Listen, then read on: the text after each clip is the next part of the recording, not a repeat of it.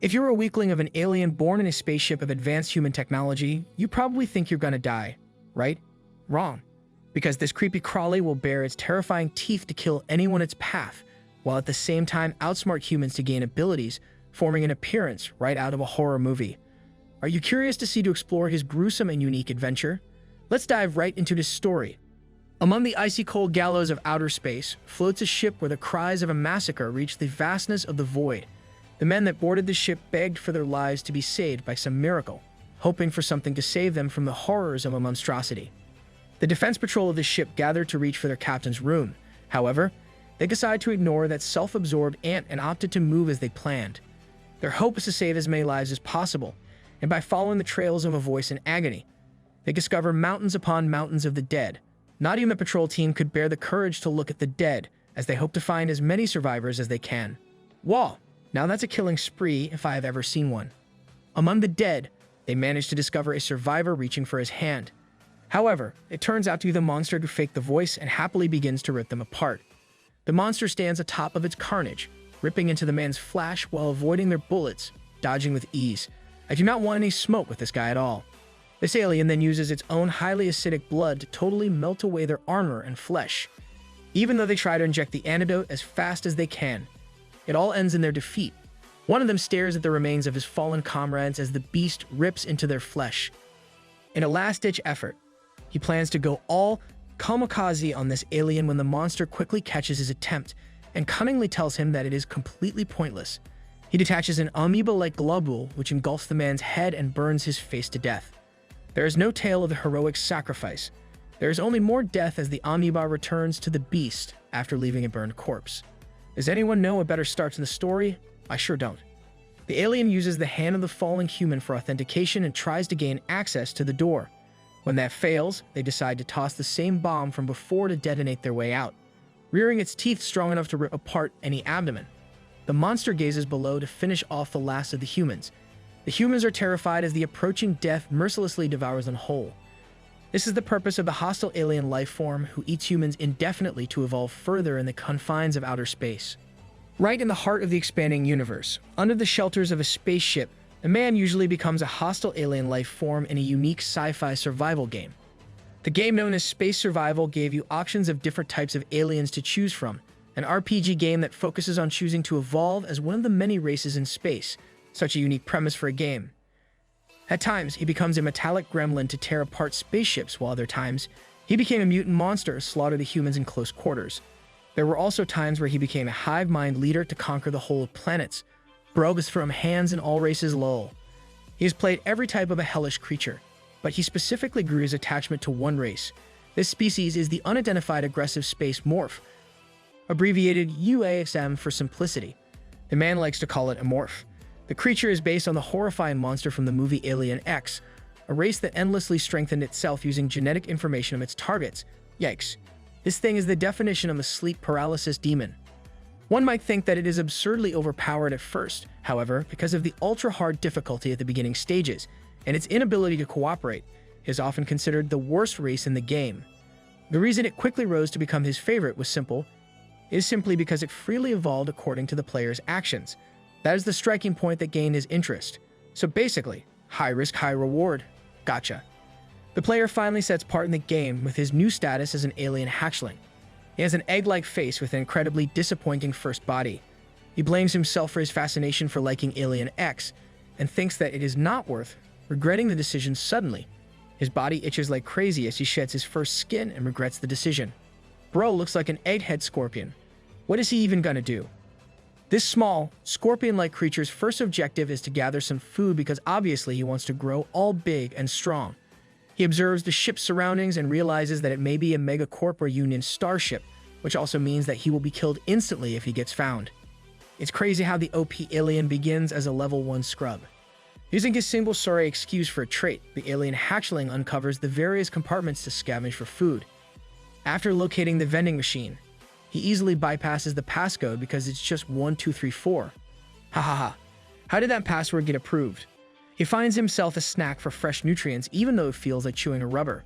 The hatchling locates a poor cockroach and instantly pierces it with its stinger. He's happy to discover a more delicious meal and finds himself satisfied after devouring it. Press F for Mr. Cockroach in the comments.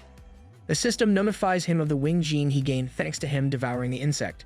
He thinks he's luck for dining the gene fragments so quickly. Such gene fragments are crucial for the development of an amorph, and with more acquired data, he would only become a more formidable organism. The little guy is happy with what he gained and decides to equip the trait. Suddenly, his body adapts and grows him a set of wings that he's able to operate by moving his trapezius muscles. And would you look at that? Now he can freaking fly. The egghead hatchling devours more snacks and realizes that he needs a lot of energy. He stumbles across a few more roaches and thinks that another skill is necessary for the full operation of his wings. His first goal is set, as he begins destroying the roaches and finds himself on a roach-killing spree of 20 with no added results. The hatchling thinks that they taste like burnt pancakes and is able to acquire an exoskeleton trait to increase his defenses. Bahaha. The fact that his first killing spree comprises of cockroaches. What he really wants is a robust vitality trait for reducing energy consumption and slowing his aging. It is a rather passive trait for insects and plants, allowing them not to obsess with the idea of food. For his survival, it only means that he needed to catch a few dozen roaches and decides to switch locations. Bug Hunter 48 becomes Superman and uses flight to locate more roaches, almost finding himself depressed with his low-tier current hunt. He clasps onto another roach and chases after another one looking like Toji or some crap, except my guy flops and gets his head bashed against a wall. Scoreboard 30-1 for the roaches. Psych. Because the hatchling uses its stinger to reach for the insect and devours it at once. At last, his wish is granted as he gains the robust vitality trait. The alien hatchling wonders where he should go next and decides to head into the cooling room next to the reactor, as it is an important facility with few visitors. His backup plan is to wreck the reactor and cooling room to escape. Boy is a menace everywhere he goes. The hatchling creeps into the vent when he faces his worst nightmare, a level 100 fan. He finds himself gassed out going against the current and thinks that his only choice against the ventilation fan is to fly through it undetected. Using his amorph abilities, the insect calculates just the specific point and speeds up to run right through in an all-or-nothing gamble. I can't with his initial struggles, this goofball critter. The hatchling is able to successfully phase through the fan without any damage, celebrating his attempt. He manages to peep through a conversation between the researchers discussing their failed experiments on the aliens. The men of the facility decide to call it a day, while the alien hatchling is surprised to find a heavy-duty research lab. He realizes that it is a megacorp, which is a human faction flourishing in the vastness of the solar system. Basically, they're centered around Earthlings, and instead of governments, the giant corporations rule the nations. Bro, did Elon Musk succeed in this future or what? The most of the population consists of materialists, not to mention the fact that most of the megacorp humans lean towards evil. This corporation modifies healthy people into slaves, sounding a lot like real life right now, lol. The alien hatchling flies into the room and hides to spy for more details. He thinks the ship will influence his life as if they specialized on mutant soldiers. He can devour them to gain a sturdy body, and if they operated on psychic beings, he can simply grab those abilities instead. That's totally broken. That's more broken than Saitama. He thinks that gaining psychic powers early on is all but a dream. That's when this little critter hears the cries of another being, an alien begging for help. He hovers over to spot an amoeba-like creature with a special trait of oxygen storage. He isn't the most enthusiastic eating it because of the useless trait, so he uses his hypersenses for a detailed inspection. He manages to free the alien from electric shocks with the press of a button. It thanks him as he fearfully flies away. The reason he flew away to hide is because the captain of their operations happened to stumble into the room. She is bent on conducting cruel experiments even with little research, reducing the likes of a senior researcher to a whining mess. She entrusts the process to him, as they plan to draw out something from their test subject. Shigen tells him that he can get a promotion upon succeeding. That's a woman with a million red flags in one. She's crazy. The senior researcher suggests that they use selonium for the task, a special drug that they had yet to try out. While there are others waiting to be tested, they were left the most clueless with selonium. She gives him the green call to administer the drug even against the senior researcher's warnings. Our creepy crawly is just observing in the shadows as this goes down.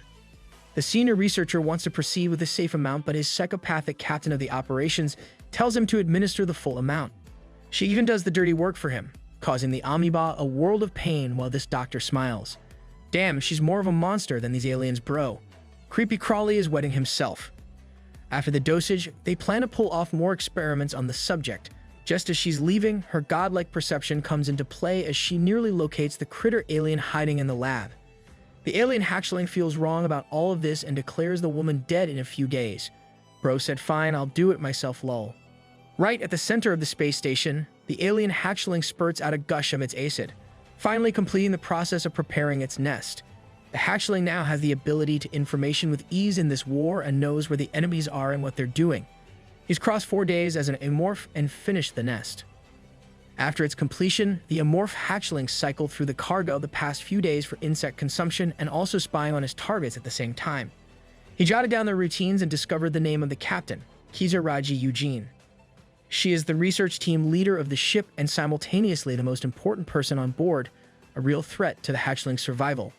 Only 2 days ago, there was an incident where the subject escaped, and amidst the mania, she created a tracking device in 2 hours, successfully detaining the subject. That is a 2000 IQ woman that you do not want to mess with. He thinks that if that creature used the vents, he would have also been at risk, which only means Kizaraji has to die as soon as possible. The woman used her godlike perception a second time after feeling him gazing through the vent, while the little bug hunter was fearing for his life. He wonders if she has some kind of psychic ability, as they were inherent ability of a race. Those abilities refer to those who could control telepathy and use mind control, no different than a superpower. Wah casually said, "We have superpowers in this universe." However, even among the rare humans, some were born with psychic potential. The little critter didn't know if she has talent in that realm or not, but thought that it is impossible to kill her with armed soldiers hovering her at all times. His system relayed his newest ability, the paralyzing venom. He believes that it is perfect for someone like him with a weak body, as one drop of it can easily restrain an adult human with ease. The main hurdle is that he needs to be in a one-on-one situation, which is basically impossible, because the soldiers will put bullet holes in his body. The protein bar-eating alien decides to come back to the research lab where he finds the amoeba and crushes some of the snacks to feed his fellow alien. He recalls how the amoebas had no special abilities within the game and wonders if this fellow was just unique. That's also when he remembers Kisaragi's pet cat and thinks that if he somehow kills the furry fellow, then it might expose her weak points. He also thinks that it would be super easy to dispose of the cat as it is hiding alone in the room. The hatchling alien has come to a decision to devour the animal as a bait. No, not the cat. He observes the kitten from a vent as it is leisurely enjoying itself. The hatchling busies itself trash-talking the cat because of the premium food it gets to eat every day. He knows that killing the animal outright would never be hard, but the problem is, he can't target it as the vent is guarded by laser sensors for detection. Bro is mad he can't jump them from this angle. The cat detects his noise from the vent and immediately rushes to claw down the vent. Its hissing is enough to catch the attention of the guards, who are puzzled and disappointed to see the cat causing trouble. Little did they know, the amorph realizes that he made a mistake using his tail as bait, but that's when he sparks an overpowered plan. Using the reactions of the soldiers as a confident sign, the alien hatchling has finally uncovered a way how to deal with the situation. Take 2 commences as he gains the attention of the adorable cat by luring it with an injured roach. Having the stomach of a lion, the adorable cat crashes into the vent and ventures inside. The guards take note of the sounds, but because of their disappointing precedent, they refuse to do anything about the situation this time. Meanwhile, the cat makes its way devouring the roaches, which were perfect little traps set by our favorite alien. It comes across the cargo area and finds her final creepy crawly. However, that's exactly when the demonic alien plunges from above and impales the animal with its paralyzing venom. Despite its screams of agony, the cat is unable to move and faces the teeth of the alien at last. The amorph hatchling munches on the teeth of the animal, finding its meat to be flavorfully delicious. Lol, I think he was right when he said he has experiences with different races. On the other side, Kizaraji returns to the captain in a disheveled state, questioning about the disappearance of her pet cat. She is infuriated and loses a sense of rationale after the cat went missing for 2 hours. The captain of the ship tells her to calm down, believing the animal to be somewhere on the ship, but Kizaraji isn't having any of it. She gets on the captain's nerves, who's running out of his patience if not for her rank. Kizaraji issues him an order to execute the guards who fail to manage her guard. As crazy as it sounds, she wants the defense members dead for the missing cat. Looking like a scarier version of Mikasa from Attack on Titan, she reminds the bald-headed captain that this only happened because of the leniency of the crew. Kizaragi manages to calm herself down and decides to check in the next 2 hours, reminding him of his demotion if he fails to find the cat. Of course, observing all of this from a comfortable spot is the alien hatchling, who has completely devoured the cat whole. Not only that, he also gained the new skill of Wild Instinct. The trait fusion system allowed him to fuse numerous traits into forming a singular powerful trait. The player had mastered all fusion formulas in the game because of experience. That is also why during his meal session on the cat, he was speechless seeing the pop-up box relaying him a trait that not even he had seen before. By fusing traits, he managed to gain predator instinct, enhancing his hypersenses to another level. His abilities only became superior than from before, as he thinks that it is a passive ability trait which activates in range of a threat. The alien hatchling thinks that Kisaragi at this point is probably losing her mind. He's absolutely right, because she's losing her marbles computing the situation. He has successfully disturbed her psychological state by taking away what she loved most. He also achieved his second goal at the same time by creating a rift between the doctor and her soldiers. The guards already didn't like taking care of her cat, which is a normal reaction when attending to such an animal. If not for Kisaragi, Eugene's rank as the top-class noble capital, the soldiers would not have tolerated it. The cat was just the perfect buffer for the alien to create the division between the two, breaking their trust in each other. And now, he is eager to engulf and devour Kisaragi's genetic fragments, who is busy torturing the amoeba and its fellow aliens with a psychotic smile on her face. Even though the detained alien begged for help, the amorph hatchling had no choice other than to watch. He knows that he can instead give it the revenge it really seeks. Bro said, "I'm Batman," in 48 languages. After the 2 hours wrapped up, the enraged Kisaragi turned up like an apocalyptic zombie and questioned the captain's loyalty. Samuel's life is basically flashing before his eyes as the psychopath doctor in front of him is more than willing to detain him. The matter only descends further into chaos as their conflict grew seeds of content.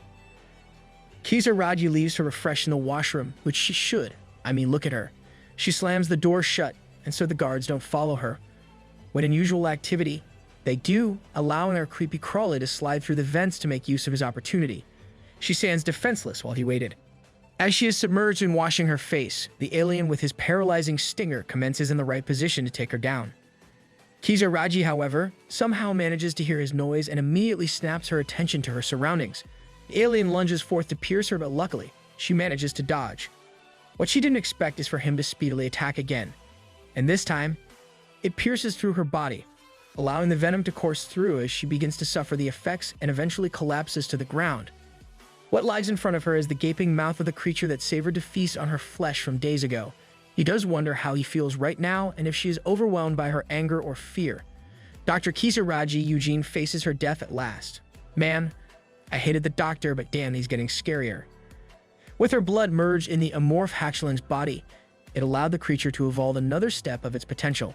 The evolution conditions met as he happily clicked yes. Suddenly, his predator instincts shocked him with a potential future as the guards barge inside to shoot him down. Cheating. That's basically future sight.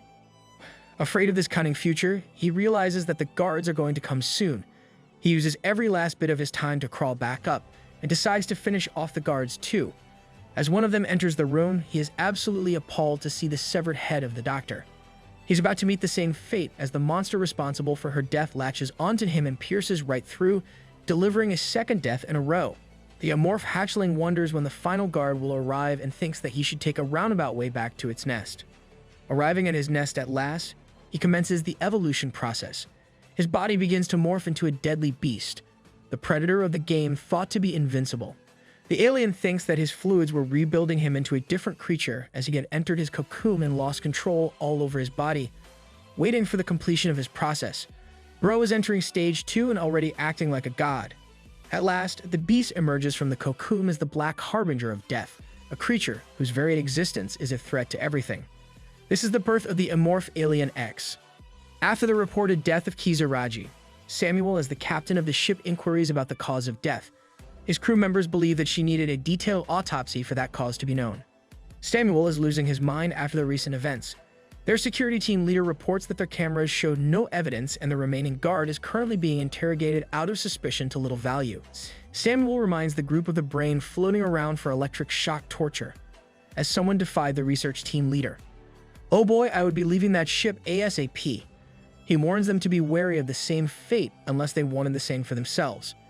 Turmoil ensued within the group as they begin to turn on each other, until they are stopped by one of the superiors. The man informs the captain that they're near the planet C-08, which is the space dog's territory. This makes them wonder if they had anything to do with the incident, as the space dogs were scoundrels drifting in outer space, an arch-nemesis of the Megacorp. They were veterans in battle and would obviously pose a lethal threat to a research team. Samuel wonders if they should report the attack by pinning the blame on them, covering up their team leader's death. The management leader chimes in to state that he has connections with them and can contact if necessary. They settle the matter with Samuel's frustration as he pays the man 100 million credits for the job. The meeting concludes with the decision to keep the corpse in storage until they hand it over to the Space Dog members. Turning back to the once creepy Crawley to a now lethal abomination. Alien X feels refreshed with his larva stage and thinks to change his strategy as he plans to hunt and survive. He wonders what his new goal should be by moving forward. The amorph evolution is divided into 6 crucial stages, ranging from the hatchling, to a larva, to a pupa, then a pre-adult, adult, and then a godlike ascension. This stage is often considered clearing space survival, no different than chosen characters' ending. After ascension, their secrets of origin are revealed. In fact, he was the only one who saw the amorph's ending in his time and realizes that he can now unlock types. All of his stats are buffered with a webbing system of conditions and enhancements. He knows that he didn't leave anything uneaten until he gets the striking realization that he left Kisaragi, Eugene's corpse, half-eaten. He wants to devour her fully to obtain the psychic powers and decides to locate the corpse at once. Entering the ventilation duct is now a big hassle for him because of his large body, but he follows the trails of a corpse and successfully locates a mouth-watering morgue, where all of the corpses are held for him to devour. Bro said this will be a feast from Ilal. A man is casually listening to music when he finds himself tracking a pungent smell. Arriving at the scene, he is completely puzzled to discover a melted hole of acid. He doesn't know that his death is quite literally hovering above before the beast puts his stinger through his head, ending his life in gore fashion. Damn, this game is like Among Us, but on steroids. After that, our favorite alien amorph uncovers Kisaragi's rejoined body because of her rank. Well, she's about to get torn down yet again as he plops away her severed head, finding it easy to mercilessly kill people without any guilt. He wonders that it may have been the case because of his genes as an amorph, and without thinking ahead, he feasts on his meal with delight. The larva believes that he needs to continue killing for his own preservation, as that is his life as an all-adapting amorph. He reasons how nature is only helping him nourish his body after the death of others. Crazy how he's gaslighting himself to justify the crime, yet this alien is my lawyer. Surprisingly, he discovers a device that he found while eating away her heart. Wondering about its purpose, the system greets him with a welcoming message confirming his suspicions of Kisaragi's psychic powers. Most importantly, is his psychic organ, and while amorphs can use psychic powers without the organ, for him, this trait is basically useless. He decides to apply it in optimism and grows another a part of his head, adding to his abilities. After successfully eating the doctor, he thinks to continue devouring the guards and recalls how they have a subtle flavor because of their muscle density. The amorph is shocked to realize that the guards change their shifts as they enter the room unexpected.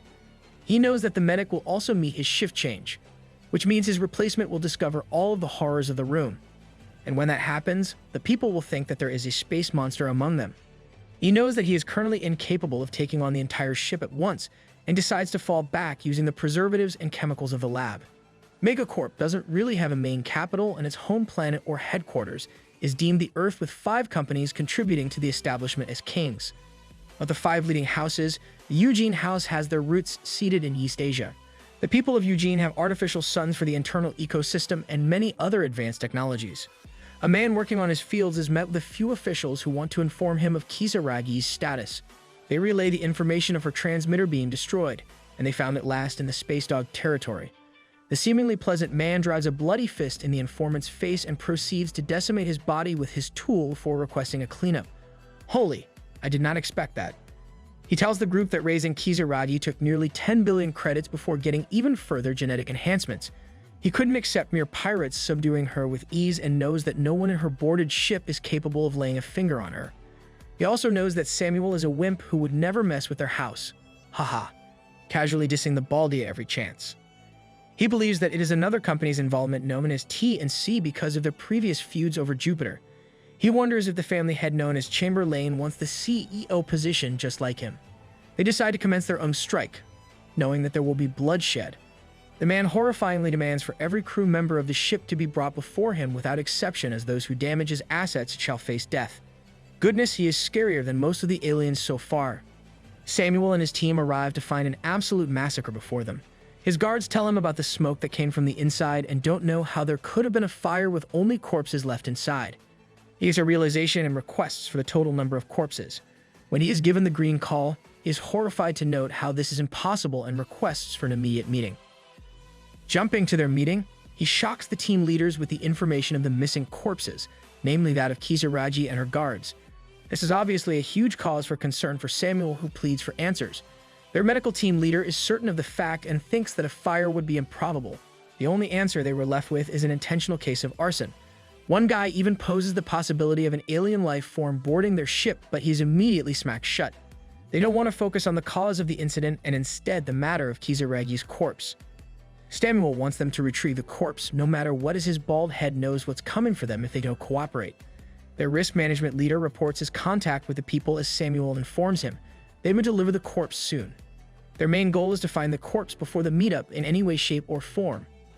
Observing their meeting from his comfortable spot is the amorph larva, whose plan went exactly in the direction he wanted. He confused the enemies while at the same time covered his identity. The reason being that an alien wouldn't start an arson committed with the mixing of chemicals, which he topped off with acidic blood to dispose of the corpses. He thinks that the risk management leader is the key player instead of the captain, and also wonders if he is siding with the pirates, who are a diverse race. The larva is eager to obtain the fragments of their genes and finds himself gazing at the person who denied his existence. The amorph larva wonders why he is acting in such a frightened way as he enters the cargo hold at once. The alien decides to follow him, realizing his unnatural behavior. He finds an open container after realizing the team members stopped nearby. That specific container had higher authentication system than the other containers, to the point not even his hypersense could see through it. The alien has reason to believe that this man is hiding something. Or, maybe he thinks this lump of flesh is a good meal. He originally planned to target the medical team leader alone, but changed his mind as his new target was this guy. The drunkard man is stressed out, living his life in dread as he trusted the words of the black market cult leader. He actually bought a few rare eggs, one of which popped and scared him to all oblivion. Now, he can't even complain to anyone and only drinks to mitigate his burden. Lol. The definition of a sniveling coward if I've ever seen one. Completely drunk and out of control, the man finds himself in a secluded area where he feels stunned by a certain presence. The second he turns away is when he feels the lingering fear of death as he witnesses the alien firsthand, wetting himself and running away into another room. The man wants to make a phone call to inform the rest of the ship members when he hears the horrifying sound of the monster approaching him. This monster happens to stumble inside and expands its gaping mouth for a fresh meal. This may have been the alien's easiest kill because of his eating habits. The man wasted his time and basically hindered the team, allowing the alien to think that he may have just helped the captain by getting rid of the wasteless hires. He also casually disses his room for being so dirty he could die. Ha ha ha. The feels when even the alien wants you to take a damn shower, bro. The alien manages to find the ID card and obtain the most of what he could. He decides to clean up properly by fulfilling his appetite. After that, the alien uses the card on the container to gain access to his subject of curiosity. The container is home to a few freezing capsules, allowing him to think that this flob was an active smuggler. The shocking part is that he discovers the eggs of an amorph, with one of them being empty. He thinks that it is entirely possible that he came from this same egg and realizes that this team leader was basically smuggling him. It's so funny to me how this guy out of everyone nearly became the alien's kryptonite, lol. Within the game, the amorph's starting location isn't a spaceship but rather an unknown ruin. He speculates that shortly after hatching, the hatchling escaped the container and died of malnutrition. It was that precise moment that he gained consciousness as the creepy crawly in his new body. He almost feels conflicted and pays respect for the dead hatchling in his place. Aw, that's cute. The alien continues its terror by munching on the eggs of its own kind, as this was the case in their chain. No, that's not cute. He had plenty aliens to eat in this container and unleash his carnage to further his progress and evolution. The larva reflects his disappointment on eating the psychic doctor as he couldn't obtain the psychic powers and only got an organ in its place. He knows that the space dogs are coming to the ship soon, which means he needs to be as strong as possible to rival their strength. The amorph desires to kill everyone in the research ship as he plummets them all into the dark abyss of space. Dude is the living incarnation of death.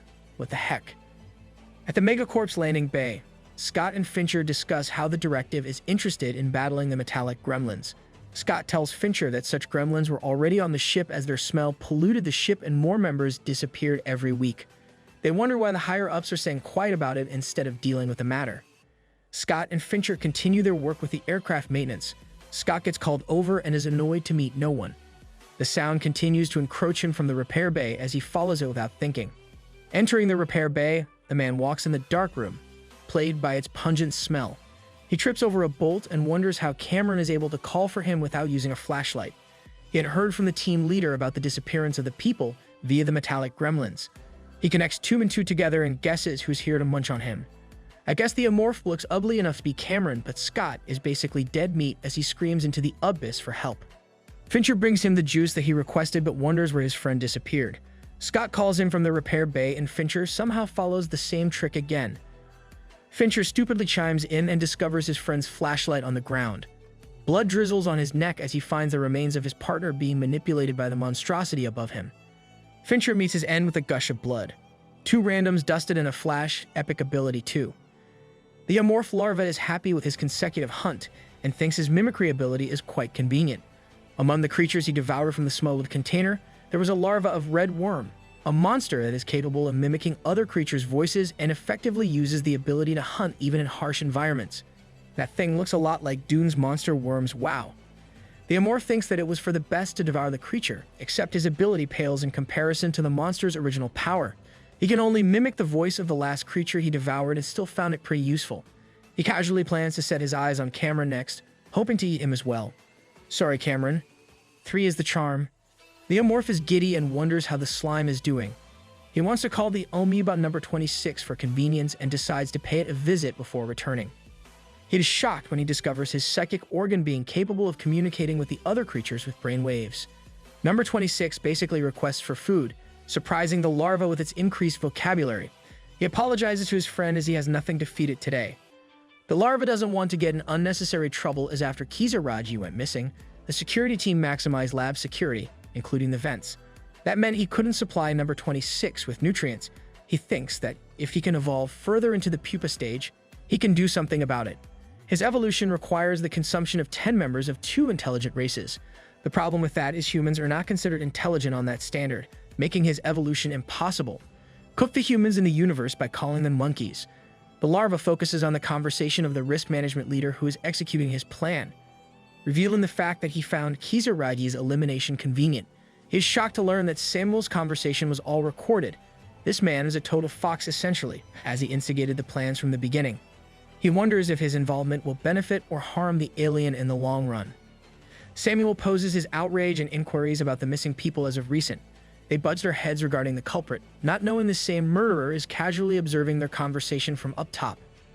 The risk management leader concludes that no human is possible of hiding this much, hinting at the fact that another entity could very well be attacking them.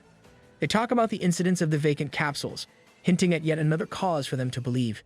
Samuel entertains the idea of this alien wandering around, but can't help and wonder how it's hiding to this extent.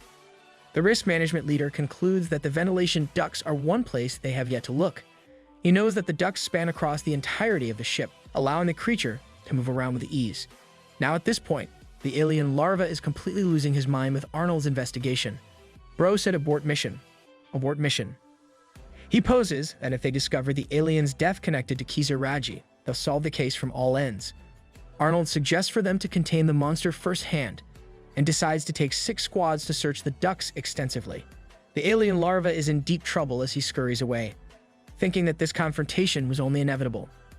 Even if he left the nest, there is absolutely no place else for him to run to, as the halls have cameras while the ducts are unusable. The alien ponders where it should run or fight in this situation and reminds himself of the words of the cunning man. The Amorph is offended with their idea of capturing him. It is an insult to his ego. His blood-lusted slaughterer has no plans to back down and thinks that he will conquer the soldiers with his cunning methods, coating every ounce of the spaceship in red. Damn, he really wants to 1 versus 100 the damn ship. The angered Xenomorph began to channel the maximum use of his hyper-senses, analyzing every fraction of a movement coming from the enemies in all locations. He enveloped the spaceship with his senses and thinks that he is a parasite that infected the brain of an object that has none.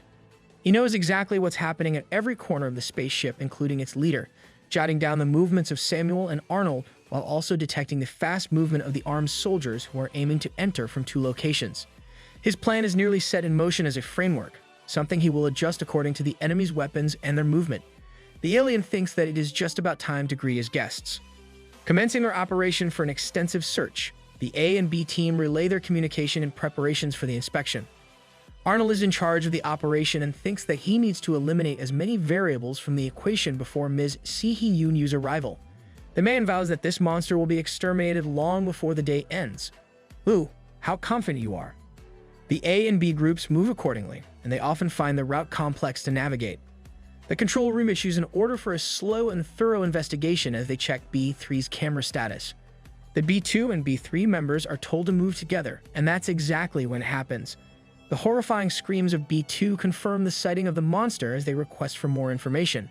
B3 informs the control room that the monster took his companion away as the environment descends to chaos. The risk management leader is absolutely stunned to note that this monster is capable of exterminating a man instantly. He's drenched in sweat, realizing the intelligence of the creature they are dealing with, confirming the beast to be a dangerous killer. The risk management leader issues an order for the men to shoot anything that moves on sight as B3 begins his search for B2 as a cooperative mission with B3. However, B3 reports hearing an eerie sound and can't seem to specify the precise cause. He relays that it just so happens to be B3, relieving the group with their voice. However, B3 instantly reports that B3 has been snatched by the monster, causing more irregularities in their plan. Bro is playing 4D chess in a 3D world. My goodness. Arnold takes charge as the team leader and requests full details, but the soldier is unable to confirm because of the agile event. He gets berated for not noticing an event occurring right before his eyes as Arnold tosses away the headset. He can't believe how his men aren't even able to report something right in front of them and wonders how it's impossible for them not to film the beast. That's how the dots connect as he picks up the device and deploys another strategy. He asks for B3 to state his name and rank, who is stunned to speak. The horrors of their reality are revealed when the monster confirms his identity. How freaking badass is that? The men stand in peril while Arnold requests for A1 to deliver information. He gets angrier to note that another man is no longer in touch with them. Over to the Amorph's side, the alien first took care of the B team and used the assistance of number 26 to disrupt their communications. We see the decimated and decapitated bodies of the men who met their doom. B3's equipment was scrambled as a consequence, and he also took care of the man who tried to repair his gear using his newest trait called neurotoxin gland. The hunt finished up smoothly, filling up the beast's belly as he munched on the deceased men. He's joyous to think about the A team, wondering what they have in preparation. He locates the team as they are highly alert and knows that they're more wary because they know about his mimicry ability. He wonders if he should use their information against them for a twist, and notes a fork in the vents ahead of the A team's direction of travel. He knows they will pass by soon, and muses how knowledge can be a power and at the same time poisonous to the core. He's actually terrifying. You do not want to mess with this lizard. The A1 member reports the fork right up ahead and suggests they move right. Their confirmation signal reaches the control room as Arnold reminds them of their enemy's ability to mimic human voices, giving them the order to open fire at the sound of something similar. That's when they hear the sound of a human begging for help. And by thinking that this is the monster's doing, they freely open fire, aiming at the beast. The Amorph dodges with relative ease as the group members confirm the enemy's status. They're so busy focused on what's ahead that they forget the claws of the creature from behind. A3 gets snatched as the group is horrified to meet the alien holding the man as hostage. The team members know that if they open fire, their own teammate will be in its way. Without any options left, they decide to rain fire on the beast, who manages to escape after suffering a few injuries. The group is not allowed to retreat until the enemy is detained. The A3 member is basically at the edge of his life as they administer shock treatment to the man. After administering the dose, they decide to resume their mission and note the acidic remains of the creature, realizing that they damaged it to some extent. The remaining group members decide to creep into a narrower path, with A1 requesting permission for enhancement injections. The team leader Arnold permits him the use when suddenly he collapses the floor before gaining a superhuman state. These enhanced soldiers decide to move ahead where they discover a melted path, reporting the whole to their control room. They are led to believe that the creature went down the corridor and decide to search for an accurate location.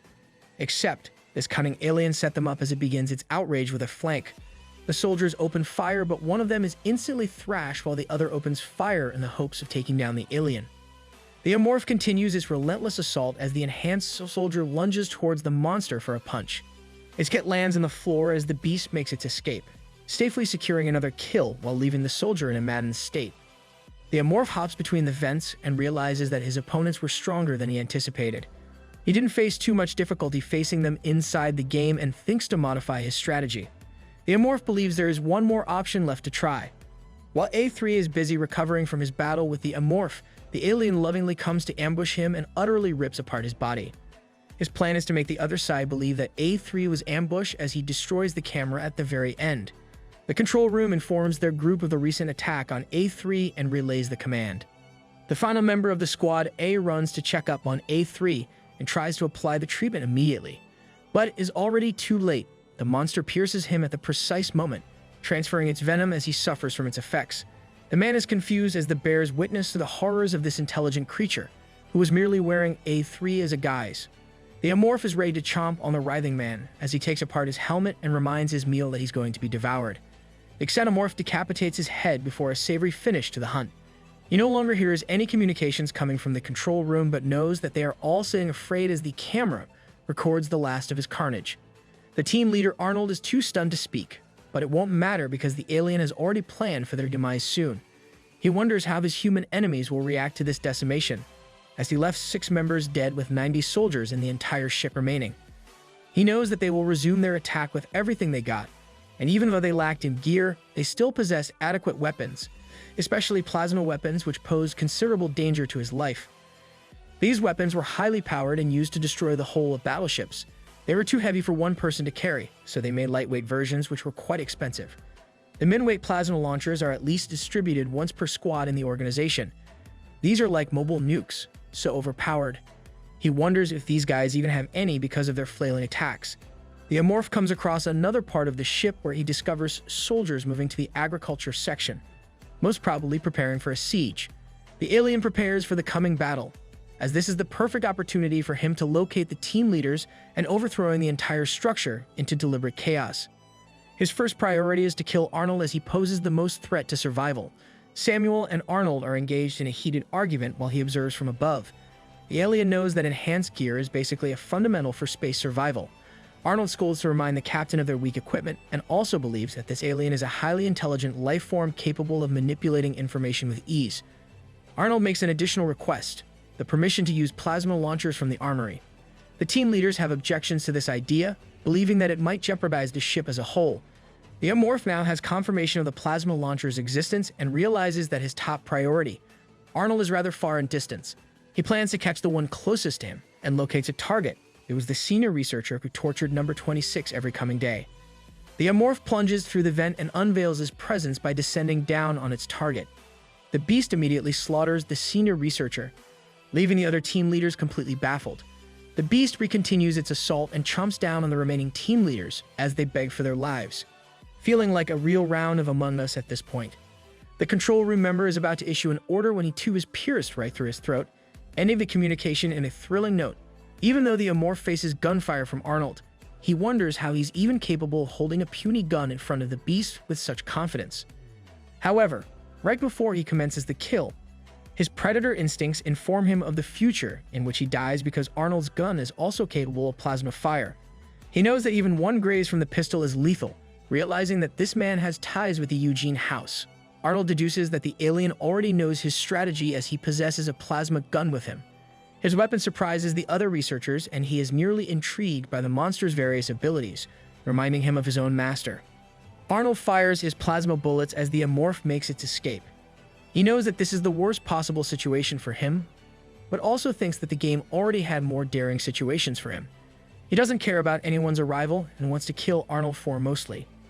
While bears, lions, and wolves were the traditional predators portrayed in the media, the actual reality was such that these predators were cowards who mostly avoided fights with great costs. Such cowardly caution is actually the true element of the hunter who knows when to strike. The man who played the Amorph knew that lesson well. While dodging the bullets of plasma, he's impressed by Arnold's heart rate and knows that his loss of composure was an act in front of him. The alien larva could sense that Arnold is also a hunter in some regard while he makes his escape from the man's weapon. The risk management leader is told not to damage the machinery home to the control room. He opens his fire while aiming at the agile beast, simultaneously summoning his soldiers to converge at once. The Amorph knows that he's just buying time while protecting the team leaders before the soldiers arriving, impressively deceiving everyone. The Amorph decides to use a fire extinguisher and uses it to create the perfect environment suitable for itself.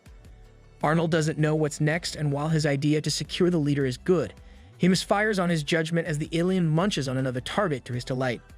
Even though Arnold warns the group not to fall for its decoy tactics, the men can hardly do so as they get slaughtered one by one. Despite receiving the orders of shoot and kill, the blonde ends up shooting in the wrong direction and actually heavily damages Arnold himself. Arnold is barely able to keep up with the Amorph as he meticulously makes way for an opening. The alien grows its wings and commences an aerial assault, finally decapitating Arnold's head from his body, leaving a headless corpse on the floor. The winner of this battle is the Amorph, who has just taken down their only chance of success as he gladly displays his head to the remaining team leader before escaping. He needed to retreat at once because of the soldiers. Samuel is considerably angry at his men for flunking the operation and demands a cleanup of the control room. The acting medical leader informs him of the identities of the severed men, as he calmly informs them that all are dead aside from Wei. They are shocked to discover that Wei is the only one left alive. Undergoing the process of recovery, they are actually surprised that this man was immune to the monster's neurotoxin, but received permanent damage and will live his entire life in a tube. Samuel tells the man to cease his useless chatter while remembering of the many casualties. All of the team leaders were annihilated from the face of the ship, which posed great trouble for their battle against the pirates. One of the soldiers discover Arnold's plasma gun as they bring over the weapon to Samuel for inspection. He's glad that the weapon is still usable in need of self-defense. Samuel has no idea beyond this point what he can do to salvage his situation. Returning to the side of the Amorph, the alien resides in his nest and knows that the captain of the ship poses no trouble. He wants to expand his nest and decides to have 2 more nesting locations. His first priority is the cafeteria for the constant food. Next, he wants a nest in the armory where the plasma launchers are kept. There is also the lab with large quantities of genetic samples. He wants to prepare for the pirates and potential enemies for the future and decides to spread his nest across the cafeteria and the lab, ending the mission by stealing the plasma launcher. He's wary of Arnold's master from the Eugene family, and thinks that they would pose a threat by arriving with a few pirates. The Amorph is suddenly greeted by number 26, who seems to be in a good mood because of the lack of experiments. The alien also knows that the ship members can no longer conduct experiments in usual routine because of the underlying threat. He wonders if he should at this point simply jump outside. However, a large beam of red while he waits. He doesn't want to sneak around anymore and destroys the vent, meeting number 26 once again. He's glad to notice that his friend is looking healthy as of recent and wonders if he should take him along. These bubble slimes are not picky eaters and are immune to toxins. They decide to venture outside the lab as he bursts free the slime. The bubble slime thanks him in kind and begins making a nest, fully wrapping the lab with its acidic cage. The monster knows that this lab is unusable for the man as he begins ripping into anything he can find for consumption. Even the bubble slime happily eats the remains of the brain. You go slime. He detects the approach of a soldier and a researcher and becomes confident to take them head-on. When the 2 men arrive inside, they are shocked as anyone would be to discover the changed appearance. The soldier becomes alarmed as the beast instantly squeezes the life out of him with a strike. The man becomes a meal for the alien, and next up is the researcher, who is also responsible for inflicting pain on the bubble slime. The slime is angry at its tormentor, so he decides to give it what he really wants. The slime engulfs the man's face as he dies in long agony of his head literally melting away. The Amorph got lucky and achieves his physical enhancement ability thanks to the kill. The alien has devoured 500 samples and only gained 3 traits from it. He wonders if he should unlock the type right away, and confirms his evolution. If the monster could be considered scary before, now it has become an absolute nightmare. The bubble slime is rather fond of its transformation as he flops up and around. He is so cute. Like this video for slime. The Amorph knows that he's still biologically immature as a larva and feels his body more rigid than ever before. His height significantly increased as a consequence while his body gained armor. Checking his traits, he discovers the natural recovery ability, saw blade tentacles and contamination organ. In Amoeba, acquiring types is unlimited, but the requirements to acquire a newer type is basically double. If he obtains psychic enhancement first, then his physical enhancement requirements would increase double-fold. The Amorph is itching to test his new traits and exercises saw blade tentacles, a lethal weapon that has turned into something powerful for him. Contamination organ also allowed him to secrete acid with spores, turning the entire ship into his fortress. So basically, He's no longer a level 10 alien, and instead a level 100 slaughterer.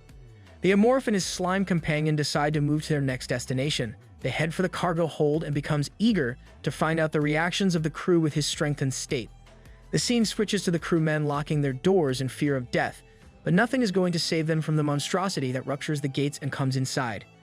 Even though the men scream for their lives, they are brutally assaulted and laid to painful rest by the end of this cunning hunt. The senior researcher Wei wonders what happened while in his tube, ignorant to his unethical crimes as he wishes for death. He hears footsteps but not of the soldiers, rather the monster who reduced him to a pitiful, sorry state. Wei doesn't know what's happening, and the Amorph allows his bubble slime to agonizingly burn the man's head as he painfully escapes his life. Yes, sir. Man deserved every ounce of that treatment. 3 hours pass by the incident, with slime finally exacting its revenge, reducing Wei to a burned carcass. Amorph wonders why the researchers became oddly interested in number 26, and wonders if it can evolve into something like the sea demon itself. Hilarious how the cute and cuddly slime can transform into a damned sea demon. Sea demons lived on watery planets and were titans spanning over 25 meters long. They look similar to the bubble omnibas in the game, but he thinks the game company was lazy with their design. The slime is tired, and the Amorph thinks that his nest completion went smoothly. He wonders where he should find his next prey for another massacre. Inside the C-08 Space Dog Vera cartel territory, the gang members exercise their violent ways by stealing everything from the people and killing their men. Their leader, a tyrant who only deals in blood, is happy to teach a Megacorp official by stabbing him after their deal. He's afraid of no one, especially after they had him made into a Hulk-like mutant. I mean, Battle Beast, is that you? He happily decides to spout the laws of the mercenary operations and reminds the man that no one is coming to save his life. The Beast Tyrant rejoices in his hobby to decimate another Megacorp snob as he sends him to hell. The boss of the Vera cartel territory meets his team and tells his men to get Garlic. Garlic is a researcher for their end and can barely sustain a conversation. She tells him of their connection to Captain Samuel as of recent, who happens to be the Titan's third capital. He asks about the corpse in question, who is told to be Lady Kisaragi. Yet the Beast Tyrant believes that 1 million is an odd price for such a task, as he wonders about the imbalance in Megacorp as of recent. He knows that Eugene's family is being challenged by the young Mars Eden family, who operate at a starship level and also prioritize on gene modification behind the scenes. He wonders if they should receive the corpse and surrender it to Eden as the perfect bargain. Sensing some big money for the trade-off, he sets apart his feelings on the matter and orders for his team to depart for Samuel's ship at once. Over to the Amorph's side of things, the larva anticipates the arrival of the space dogs. He uses his extremely potent linking network across the entirety of the spaceship and confirms their location. The space dogs barge their way inside one of his nests and head straight for the bridge, expecting a fleet of professionals to tame them, but they actually have no idea what awaits them. The men were blinded by greed because of the treasure that awaited them, which was also why they discovered even more mania upon reaching deeper nest. The men relay this information to their leader, informing him that not even a single person is on the ship, while roots flooded the environment. The Hulk Tyrant loses his patience and decides to check for himself. He finds his way inside, while the larva Amorph confirms his identity as the group leader. He also checks the other races, an insectoid, a cyborg, and many others. He finally has a way to complete his mission of killing unique members of different races, meet his evolution conditions. However, from among the group, he can't place his finger on Garlic, who seems so ordinary. It was as if she was simulating the act of ordinary to the perfect degree, forming her out to be a suspicious individual. The Amorph tells his bubble slime to guard the plasma launcher while he ventures outside. This is his only chance to strike when the enemy is less alert. He wants to take advantage of their greed and knows that they will probably split into a raiding and defense team soon. His hunt will truly begin the second they divide into their forces, as it has always been. The Hulk mutant weighs the offer for his body, grinning at the prospect of wealth, though he despises the Azertons for transforming him. He prioritizes business over vengeance. What is this, space-only fans? Capitalism wins again. He questions a scientist about their whereabouts but receives an uncertain response. Sensing an intruder in their territory, he acknowledges their audacity and orders his crew to track them to Yusung Samuel's ship once their current task is complete. The crew rushes off, eager for action, while a subordinate steps forward to destroy a vessel on command. In space, Yusung Samuel's ship powers up, trailed closely by another ship, which is suddenly sliced in half, triggering an explosion. A single bright object streaks across the darkness as a bomb is left behind. A massive detonation follows, obliterating the ship entirely. Deep in a dark, mossy environment, the space morph crouches near a small, sleeping pink egg. Bro just go out to buy milk or something. Alerted by approaching footsteps, it touches the ground, activating a bright green energy pulse that spreads through the spaceship, chaining its power across the structure. The energy discharge intensifies, disrupting the ship's control panels. Inside, it detects external drilling and deduces that someone is attempting a forced docking. Upon noticing a familiar mark, it recognizes the intruders as the space dogs. As a wise man once asked, "Who let the dogs out?" A fiery ring-shaped portal appears aboard the ship. A figure bursts through, kicking down a door, followed by 3 others, a mantis-like being, a masked figure, and a red-haired person. Weapons drawn, they charge forward ready for battle. Armed creatures storm toward the bridge, navigating the ship's twisted vine-covered interior. The space morph watches, debating whether they are reckless or cunning. When one of them torches a wall to create a new passage, it concludes that greed has blinded them to the ship's unnatural state. The moment they force the door open, a sinister hissing sound fills the air. A cloaked figure moves through the eerie landscape as the hissing continues. Meanwhile, the Hulk mutant receives an update. His crew has secured the bridge, but something is wrong. When informed about the presence of trees in space, he scoffs in disbelief before shattering his glass in anger. His subordinate insists it's true. Furious, he stomps off, threatening severe punishment if it's a lie. Leading a squad of shadowy figures, he advances, unaware that the space morph is monitoring them. From another vantage point, the space morph observes the insect man that releases pheromones. The space morph shifts focus to a Star Union cyborg. Noting his mechanical heart and ties to a multi-species cartel, it calculates the challenge of hunting various species, believing this will further its evolution. Suddenly, something unexpected catches its attention. It zeroes in on a scientist, struck by how ordinary they appear. Suspecting artificial enhancements, it theorizes that a computer-like system maintains their normalcy. Deciding to observe them further, it notices the pink orb beginning to wander off. The space morph warns the orb, calling it baby, and instructs it to guard an important device. The orb acknowledges the task, determined to protect it. Moving forward, the space morph finalizes its plan to exploit the enemy's lowered defenses, strike their ship's power core, and sever their escape.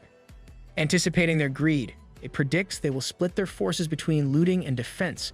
With the enemy poised to divide, the hunt is about to begin. The space morph's claws rip through a metal door before it bursts through entirely, sending debris flying. Heavy stomps echo through the corridor as it advances, scanning its surroundings. Noting the absence of security systems, it deduces that the intruders must be pirates.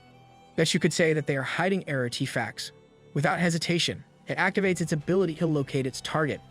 Standing atop a metallic grid, the space morph locks onto the nuclear reactor's presence nearby. The reactor, a spherical construct with mechanical arms, whirs ominously as 2 security robots stand guard. Knowing an attack would trigger an alert, the space morph weighs its options, saliva dripping as an idea takes shape. Before moving forward, it decides to feed. Uranium has about 20 billion calories, so dude might be onto something here. Stalking through the ship, claws scraping against metal, it moves with lethal intent. From the shadows, the space morph spots a blonde human walking beside an insect man and makes its move. In an instant, a sharp appendage flashes toward the blonde's face. Blood sprays. His head is gone. The insect man recoils in shock, scrambling to call for reinforcements. The space morph lashes out, its tail coiling around the alien's arm and slicing it clean off before the distress signal is sent. The severed hand drops, the device clattering to the floor as blood pools beneath it. The insect man screams, writhing in agony before the space morph slams into him with a crushing headbutt. Ribs snap, blood spews from his mouth. With no mercy, the space morph grabs the insect man's head, squeezing until it cracks. Ouch. Talk about a bad day at the office. Final cry is cut short as his skull is ripped from his body.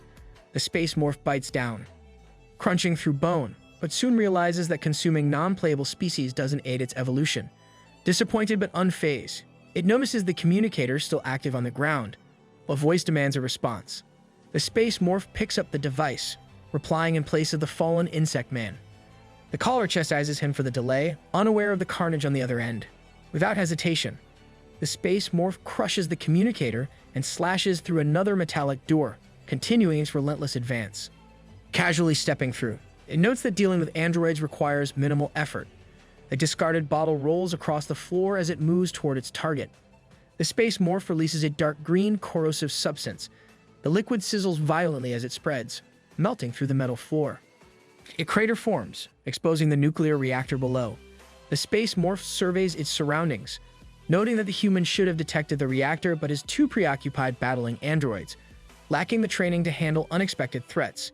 Taking advantage of the temporary lull, the space morph expands its form, slipping through the gap and reaching for the reactor. The coast is clear, for now. Panic grips the control room as frantic banging echoes through the ship. A desperate crew member calls for backup, reporting that a monster is trying to break through the door. The response is grim. There aren't enough men to send help.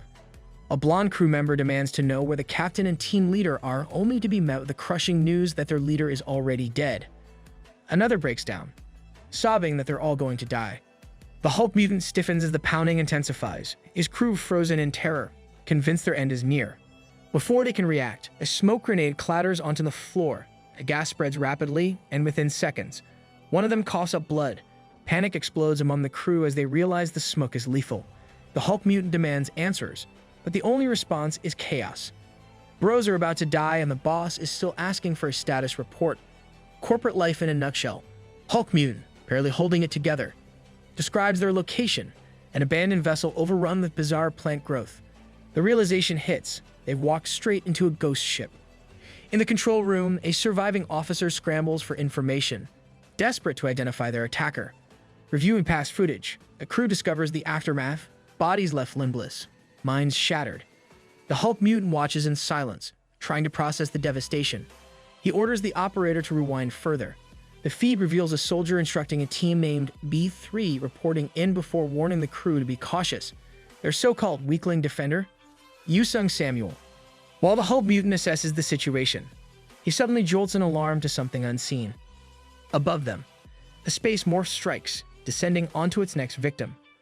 A blonde crew member looks up, paralyzed with fear. Weapons are drawn, but the attack is already in motion. Watching from a distance, the Hulk mutant grimly acknowledges the intelligence of their predator. The threat is far greater than anticipated. Attacking his tail and severing them with precision. The bodies need to be retrieved. Calling on the scientist Menio, he's met with silence. The woman is dazed, only snapping back to reality when he barks her name. He interrogates her about their lost communication, confirming that contact was cut yesterday, the same day the operation was supposed to begin. That they've already wasted a full day searching for a vessel that might not even have survivors.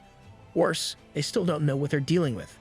The Hulk mutant smirks, convinced that at least one thing is in his favor: the enemy doesn't know where they are. Confident, he issues his next command: hunt the space morph first, recover the bodies later. But before his crew can act, another problem arises.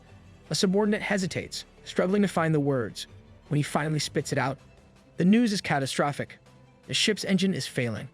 Enraged and partly disrobed by the acid, the space morph charges at her. The Mohawk's subordinate flinches, admitting the worst. The engine is melting down. Repairs are impossible. Clenching his bionic arm, the Hulk mutant seethes. This is the space morph's doing. He slams his fist down, vowing vengeance. Manuel recoils at the outburst, but the Hulk mutant isn't done. He demands to know if she can pilot the ship, but her hesitant response only fuels his rage. Before he can lash out, an explosion rocks the vessel. Manuel stumbles, confirming she has no control over his ship. The Hulk mutant bellows in frustration but forces himself to regroup. Manuel and 3 others will attempt to stabilize the vessel. The rest? They're coming with him to hunt. Those who hesitate will suffer the consequences. His attack creates a hold, pulling her toward it. Using her claws to hold herself, she sees the space morph smirking, waiting for his moment. Guarding it carefully. Amused, the morph chuckles, revealing in the chaos. The Hulk mutant's fury is delicious. Dube is a bigger hater than Kendrick, but while the pirates remain unaware, 20 survivors, including the captain and high-ranking officers, are still hiding within the ship. In the shadows, figures loom over a vine-covered corridor where a battle is already raging. The space morph notes that they didn't spare those below at mercy. Megakub hates pirates. This fight was inevitable. Smiling, the morph rubs its hands together, ready to take full advantage of the situation. Recognition dawns on the Hulk mutant. Manuel stand guard. The space morph considers an ambush but hesitates. Something about Manuel feels off. Its instincts scream that she's dangerous. Could she be connected to Arnold? Elsewhere, a sinister-looking man clutches a strange device. Contemplating the morph's abilities, he mutters praise for his master, Seikun Yujin. Watching from afar, the space morph scratches its head, unsettled. What exactly did Manuel mean when she said they were similar? He spots a sleek, camouflage vehicle parked next to the larger ship and steps outside to inspect it. This ability, she surpasses even Kizaragi Yujin. The morph's unease grows. If Manuel is as modified as a player, she'll be a formidable opponent, even post-evolution. He spots a sleek, camouflage vehicle parked next to the larger ship and steps outside to inspect it. With excitement, this will be a real fight. But for now, Seikun Yujin will be kept in check. The pirates will be handled first. Let the hunt begin. Puberty in space hits differently. I see. Are seemingly in a struggle. Meanwhile, the Hulk mutant storms through the corridors, his presence suffocating. A subordinate hesitantly reports human activity near the captain's cabin, but says the path is blocked. The Hulk mutant scoffs, mocking the crew for needing permission to act. Bro's the type of teacher that wants you to ask for his permission before even drinking water. Without hesitation, a soldier powers up a device, slicing through the ship's structure. A fiery portal ignites, and as the mohawked man steps through, a bullet slams into his face. More gunfire erupts, hostiles are armed. The insect man orders a path cleared. The Hulk mutant steps in, his blazing fist obliterating a blonde man's skull. Bodies drop, the room painted in blood. At the wildlife smuggling monitoring office, the terrified man reveals he's the team leader and demands to know what happened to the captain. He hesitantly admits the captain fled in an escape pod, his fate unknown. The Hulk mutant's fury spikes. The noble's corpse was on this ship. Where is it? The doctor blurts out the unsettling truth. The monster took it. The Hulk mutant stiffens. Again.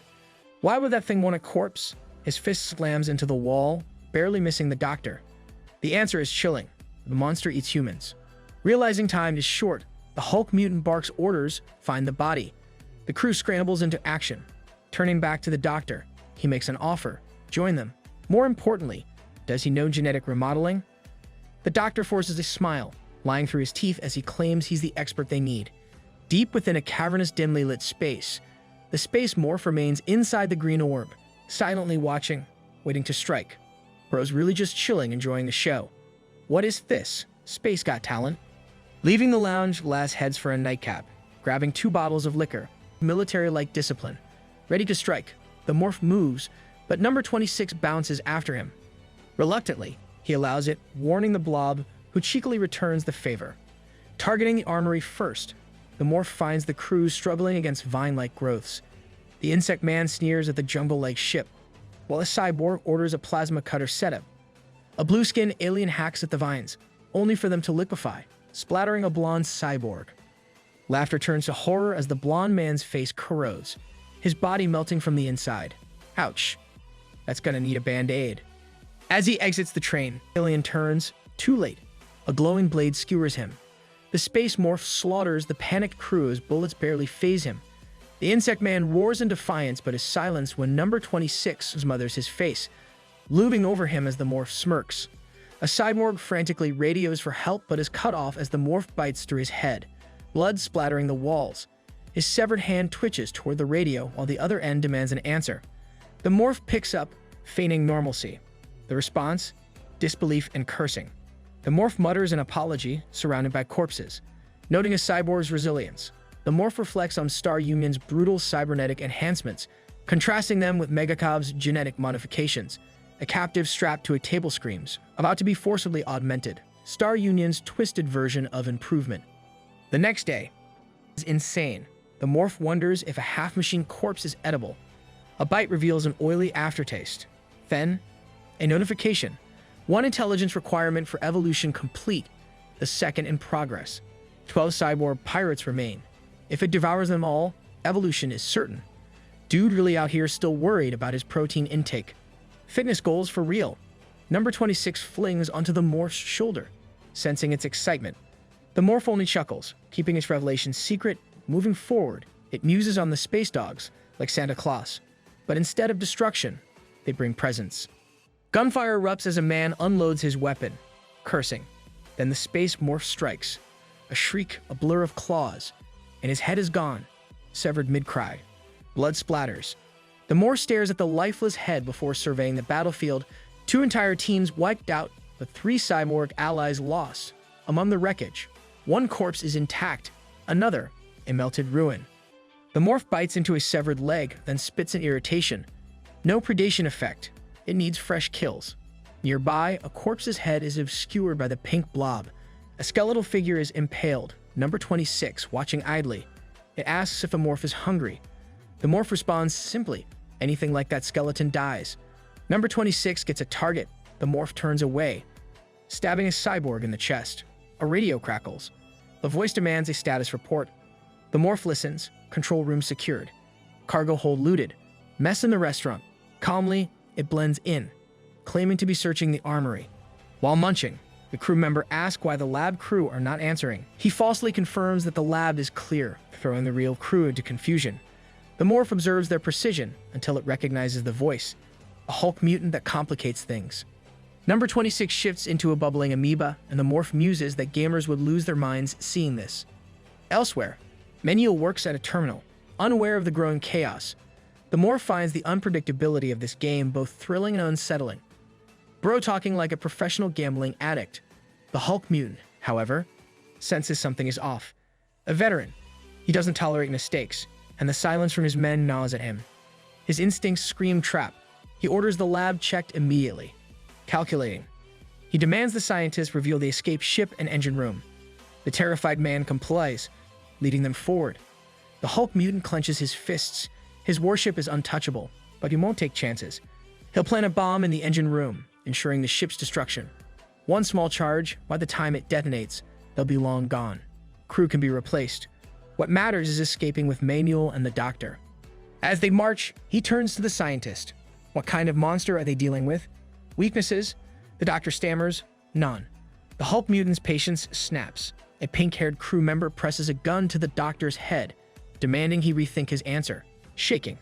The man insists he's telling the truth. The Hulk mutant watches him closely. The man is scared. But of what? Then it clicks. The doctor fears the monster more than he fears them. That alone speaks volumes. The captain shifts tactics. Instead of weaknesses, he asks what makes it so dangerous. The doctor hesitates, then describes it like a ghost. The Hulk mutant scoffs, but the man continues. It moves faster than the eye can track, devours its prey in an instant, leaves no trace. Dude is doing tricks on it at this point, even if the ship seems fine now. By the time they realize something's wrong, it'll be too late. Security should have stopped any intruder, yet his men are dying. If it's not a ghost, then what the hell is it? Then it hits him. No matter how impossible it seems, the creature has already defied expectations. He grips his communicator, voice cold. Plans have changed. The Hulk mutant calls his men to inform them of a change in plans, directing them to regroup before heading to the laboratory. The Space Morph, overhearing this, admires the Hulk mutant's sharp instincts, noting that the Hulk mutant wasn't fooled by the deception that might have worked on others. While impressed, the Space Morph acknowledges that it's too late to alter the course now. Meanwhile, a group of space pirates, traveling to a specific location, grumble under their breath, unaware that the Space Morph's orb is watching them closely. The Space Morph, still lurking, plans its next attack. The Space Morph lashes out with its tendrils, splattering a green surface as it prepares for action. Initiating its nest maneuver, the Space Morph taps into the vines around it, extending its senses and cognitive abilities through them. Soon, the surrounding area becomes part of its network, and the Space Morph announces the connection to its secondary organs is complete. The group of pirates, now trapped within the fully formed nest, are oblivious to their impending doom, as they find themselves caught in what the Space Morph dubs its stomach. When your dinner literally walks into your stomach, talk about phenomenal room service. The green vines lighting up around them only add to their confusion. Activating paralytic spores, a black gaseous smoke descends on the pirates, incapacitating them one by one. The figures collapse, paralyzed and motionless on the cavern floor. The Space Morph, now reflecting on its newfound ability to use the nest maneuver with ease, feels the exhaustion setting in. Hungry from expending so much energy, it walks off with number 26 following, wondering where the Space Morph is headed. The Morph, bluntly stating that it's hungry, proposes finding food, to which number 26 agrees. Afterward, the Space Morph brutally grabs someone by the throat, seemingly to devour them. Moments later, A figure's head is torn open and consumed by the morph. Savoring the moment, the space morph feels opportunistic, enjoying the ease of getting food without a fight. Number 26, meanwhile, is seen gleefully slurping down someone's arm. Reflecting on its recent kills, the space morph notes that most were cyborgs, wondering just how much further it needs to evolve. Bro really competing with the divine tree with how much of a Pokemon he can be. Checking its progress, the space morph realizes it's made significant strides toward evolving. Having consumed 8 cyborgs, it calculates that only 2 more are needed, estimating that the transformation into a juvenile is nearly complete. However, it soon discovers that the remaining cyborgs have escaped to the training room. The space morph, still finishing its meal, deduces that the cyborgs are likely seeking a more defensible position with better visibility. The pirates, now aware of the threat, grow uneasy as they notice the space morph's presence. The morph, sensing their fear, comments on how their hiding spot is flawed just like the one the previous crew thought would protect them. In the room designed for camaraderie, they discover the gruesome remains of their predecessors, now a slaughterhouse due to the space morph's handiwork. Standing before a door, the space morph senses the pirates' growing terror as they realize what happened to their comrades. Telling number 26 to hide behind it because things are about to get dangerous, the space morph begins its final assault. With a swift motion, its claw drills through the door, revealing the grisly aftermath of over 20 deaths inside. The morph, unfazed, charges forward, convinced that killing a few more won't make a difference. The green-haired pirate fires a barrage of bullets at the space morph from behind a barricade. Doom really trying to fight off an alien the American way. A true patriot. One shot grazes the creature's head, but it seems completely ineffective. Undeterred, the space morph advances toward the armed pirate, who curses in frustration when his weapon fails to work as expected. Exasperated, the pirate throws the gun aside, pulling out a small lead pipe. The pipe soon transforms into a glowing energy weapon, and the pirate grins as he reveals he's second in command of the Drava cartel, awaiting the creature's approach. With a glowing blue blade in hand, the pirate challenges the space morph. Meanwhile, a clawed, monstrous hand reaches out towards the green-haired man. Recognizing the blade as a sonic weapon capable of damaging its shell, the space morph closes in on the pirate. It notes the man's hasty actions and charges at him with its mouth agape. The green-haired pirate swings the blade in defiance, but the space morph is already miles ahead, slashing him across the chest with devastating force. The pirate's chest ruptures as he curses in pain. The space morph observes the injured man lying on the ground, impressed by his persistence despite the fatal blow. It looms over him, declaring that the pirate's suffering will end. With a quick stab to his crown, the pirate's blood splatters, and he falls motionless. The space morph stands amidst the carnage, noting that only 4 targets remain. Predicting they're hiding in the dressing room, it casually devours the downed pirate, focusing on a message that appears on the screen as it eats. The message piques the space morph's curiosity: human nature. The screen also reveals that the creature has acquired human gene essence and asks if it wishes to apply human nature. The space morph contemplates the meaning of this characteristic, uncertain if it would be beneficial. It compares the decision to other traits it's encountered in the space survival universe, where not all characteristics are advantageous. It mentions the Hulk mutant as an example. While the trait grants increased strength, it comes with a loss of self-control. Please don't sue me. Sue the author. Marvel. Pondering the potential risks, the space morph recalls the dangerous entities that exist in this universe, such as Star Union, which turns people into robots, and Megacub, which creates monsters through gene manipulation. Reflecting on these realities, the space morph doubts that true human qualities exist, groaning at the thought amplifying human emotions could undermine its intelligence-based existence, so the space morph decides that acquiring this characteristic might be too dangerous. However, despite its doubts, the space morph ultimately presses yes to apply human nature. A blinding flash erupts above it, signaling that the choice has been made. But when nothing happens, the space morph grows confused, wondering if it's made the wrong decision. Suddenly, a notification alerts it that the human nature characteristic can be fully unlocked by combining predator sensing, superpower organ, and human nature. The space morph ponders the next steps, realizing it needs more components to enhance its powers. As it scrolls through more details, the space morph concludes that human nature is neither inherently good nor bad. It simply guides decision-making in crucial moments. It turns its attention to number 26, concerned about its subordinates' well-being. When number 26 expresses concern, The space morph reassures it, but remains worried. The creature moves toward a steel weapon, sensing that the remaining pirates are scattered throughout the training room, declaring that it will capture every last one. Gotta catch them all. The air was tense, filled with distressed sounds and desperate pleas echoing through the corridors. One of the muscular men, trembling with fear, clutched his gun tighter, wondering if he'd be next as he hid behind a locker. Dripping with sweat, questioned his fate. Bewildered by the situation he found himself in despite considering himself a decent person. The blonde cyborg's nerves were on edge as creaking sounds resonated around him. He froze, sweat beading on his face, begging Chief Zubaka for protection, but his pleas were cut short as the space morph appeared in front of the door, its ominous presence making the cyborg's heart race. After a few more stomps, the space morph moved away, and the cyborg sighed in relief, briefly entertaining the idea of escaping if he survived this nightmare. "You're safe. Trust me, bro."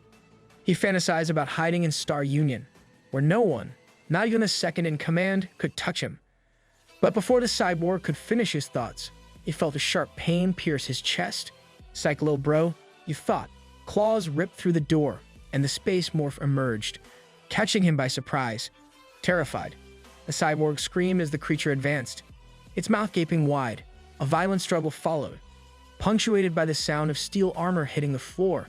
The cyborg's life was snuffed out in an instant, and the space morph loomed over his lifeless body, devouring him without mercy. It had already consumed 11 cyborgs and was now in search of its final target. The space morph knew the last cyborg was in the control room, identifying him as Manuel. Manuel was a danger. His modified genes, likely from the Yujin family, made him a formidable adversary. But the space morph decided to eliminate the leader first, stomping toward the control room with lethal intent. Suddenly, it sensed danger. A bright burst of energy shot toward it, barely missing its mark. The space morph screeched as it was sent crashing into a vine-covered wall. Furious, the Hulk mutant roared, demanding to know why the space morph had killed his crew. The space morph, surprisingly, was more intrigued than threatened.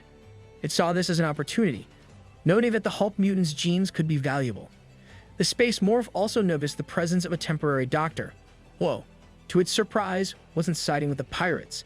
It dismissed the doctor for the time being, intending to consume him regardless. Just eat an apple or something, man. Keep the doctor away. Meanwhile, the pink blob, number 26, had its own concerns, warning the space morph to be careful. It bounced off, sticking to a vine-covered wall, translucent and cautious, its voice calling out one last time to the space morph. The space morph, observing the Hulk mutant with increasing wariness, realized the creature was far more intimidating than he had initially thought. Towering over him, it loomed like an immovable force, but the space morph wasn't daunted. Despite the Hulk mutant's size and power, it was confident it could take him on. Licking its lips in anticipation, the space morph was eager to see what this improved version of its foe could do. Two figures stand before a large screen, debating whether to leave. One warns the other about angering their boss, while the green-haired soldier grumbles about being forced to help Manuel. The robotic figure admits they got swept up by the potential reward. In the control room, a cyborg asks Manuel how much longer the task will take. Manuel reassures them that it's almost done, though it's more time-consuming due to the old-fashioned methods. The cyborg pushes her to hurry, and Manuel explains the task is a complex mix of space engineering and computer science. The cyborg urges her to finish so they can assist their boss, the Hulk mutant. Acknowledging the urgency, Manuel presses on, reflecting on Arnold's success and the space morph's smokescreen tactics. She realizes the space morph's true goal, stealing gene samples. Impressed by the creature's cunningness, she confirms it's taken the samples, recognizing its potential for evolution. Manuel theorizes the space morph absorbs genes to evolve like herself. She smirks, tired of the Hulk mutant's reliance on others' will, seeing an opportunity to use this to her advantage. She plans to limit the space morph's access to genes. As she moves on, two guards are startled by her, removing her glasses and revealing a blade. Manuel introduces herself as the Helix Witch to her enemies, Code White to Akira Yujin, and Si Hyun to her family. This is the type of resume companies want for entry-level jobs nowadays. We are cooked. She's the pinnacle of the Yujin family's genetic engineering, a legacy forgotten by most. Meanwhile, the Hulk mutant lunges at the space morph, but his attack barely connects. The space morph counters, clawing at his knee. The Hulk mutant staggers, and the space morph resets its strategy, accidentally triggering an electrical shock from a mechanical device. It realizes the Hulk mutant dropped a pulse grenade. The Hulk mutant confirms the space morph isn't Star Union, and the space morph wonders if the rampage switch was activated when the Hulk mutant's eyes turned black. The Hulk mutant then reveals he planted a bomb in the ship's nuclear reactor, linked to his heartbeat. If he's killed, the bomb will detonate, destroying the ship. The space morph doubts the bomb's legitimacy but notes the temporary doctor's body language suggests it's real. It evaluates the situation, considering the Hulk mutant's intelligence and survival instinct. The Hulk mutant's brain pulsates in agony as the pressure mounts, his roar echoing in the midst of the looming danger. The Hulk mutant presses a button in his ear, triggering a violent transformation. Not me checking my ear to see if I got a button in there somewhere too. His cells begin to stiffen and swell, growing uncontrollably as blood spills from his mouth. In agony, his skin tears open, exposing the raw flesh beneath. The transformation completes, leaving him more muscular and ferocious. A twisted version of his former self. Roaring in fury, he spits blood, now an even more terrifying force. The space morph, observing the transformation, comments on the monstrosity before it. It notes that transplanting the genes of the mountain crawler, a creature with tough rock-like shells, has given the Hulk mutant formidable power. The space morph dubs this new form the Dragons of the Rocks. As the Hulk mutant charges, he's quick to react, almost landing a devastating blow to the space morph's face, grazing it with his claw. The Hulk mutant shifts his focus to the space morph's tail, sensing vulnerability. Ayo, stay away from the third leg, you freak. In a panic, the space morph realizes there's a bomb planted within the Hulk mutant, but before it can act, the Hulk mutant delivers a crushing blow, smashing the space morph's head. The Hulk mutant smirks, thinking he's dealt the fatal blow, but confusion sets in when he sees that the space morph isn't badly harmed. The space morph regains its footing, unfazed, and stands before the Hulk mutant, who slams his fist into the ground in frustration. The two face off, both bracing for the next move. The space morph sarcastically wonders why the Hulk mutant would bring a bomb, accusing him of playing dirty. The Hulk mutant retorts that his attacks are useless. The space morph studies the Hulk mutant's body, realizing that only the heart is a vulnerable target.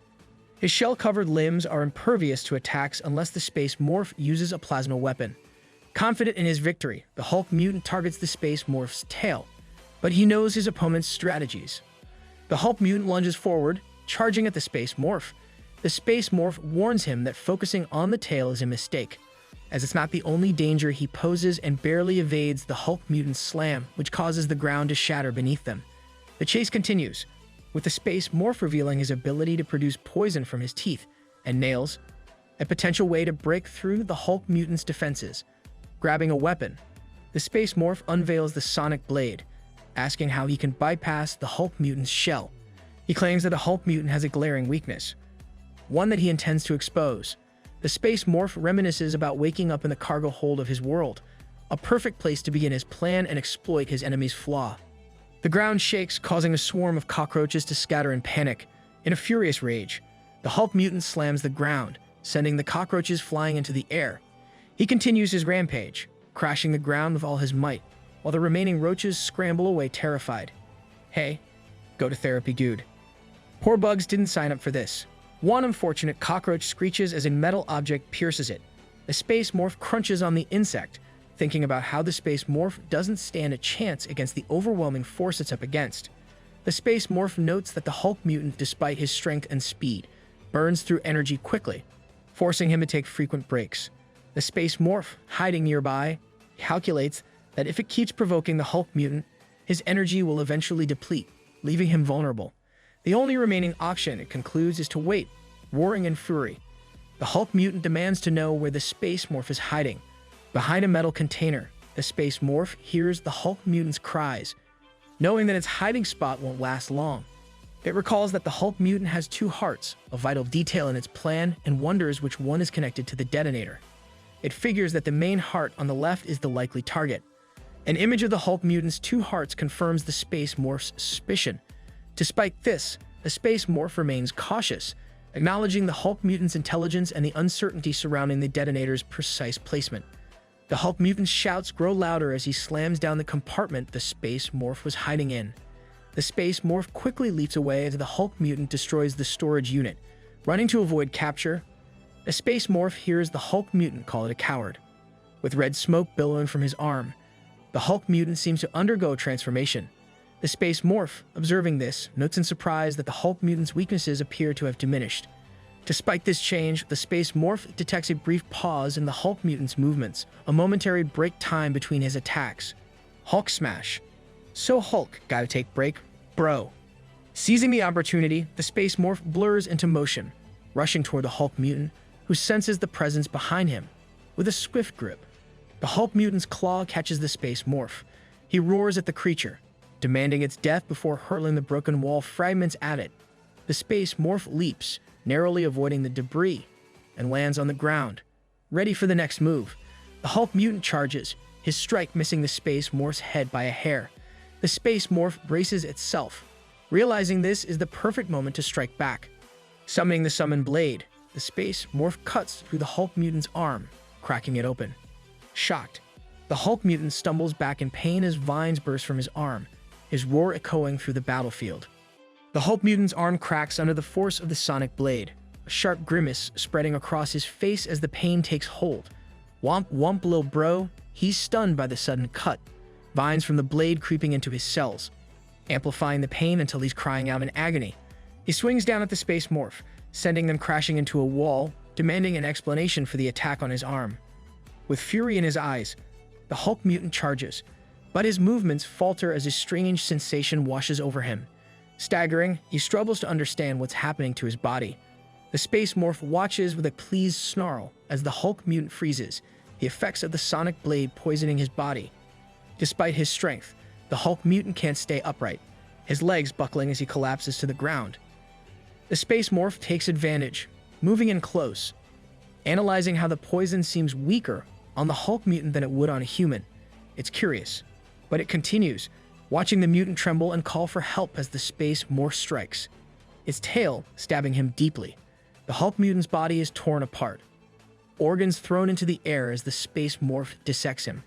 The space morph pauses, deep in thought. It confirmed that the Hulk mutant has a second heart, linked to a detonator that should activate on impact. The space morph wonders if the Hulk mutant had intended to take them down together by damaging this heart and the detonator. But it's no use. The space morph can't defuse it yet and savors the thought of the genetic samples it's about to collect. Before it can begin, the pink blob, number 26, interrupts, warning the space morph of imminent danger. Annoyed but concerned, the space morph turns, only to watch in horror as a fiery blast cuts number 26 in half. The space morph rushes toward the flames, but it's too late. The creature is gone. With the situation worsening, the space morph scrambles, snatching up the pink blob and narrowly avoiding an explosion that strikes where it had just been standing. Manuel, the enigmatic figure with glowing genes, arrives on the scene. She inquires about the space morph's prediction ability, her curiosity sharp as she closes in on him. The space morph faces Manuel, surprised by her sudden appearance. It recognizes her, Stihyun Yujin, a genetically enhanced being with mixed blood from a white Galergan and another high-level organism. The space morph knows it's outmatched. A confrontation now would be disastrous.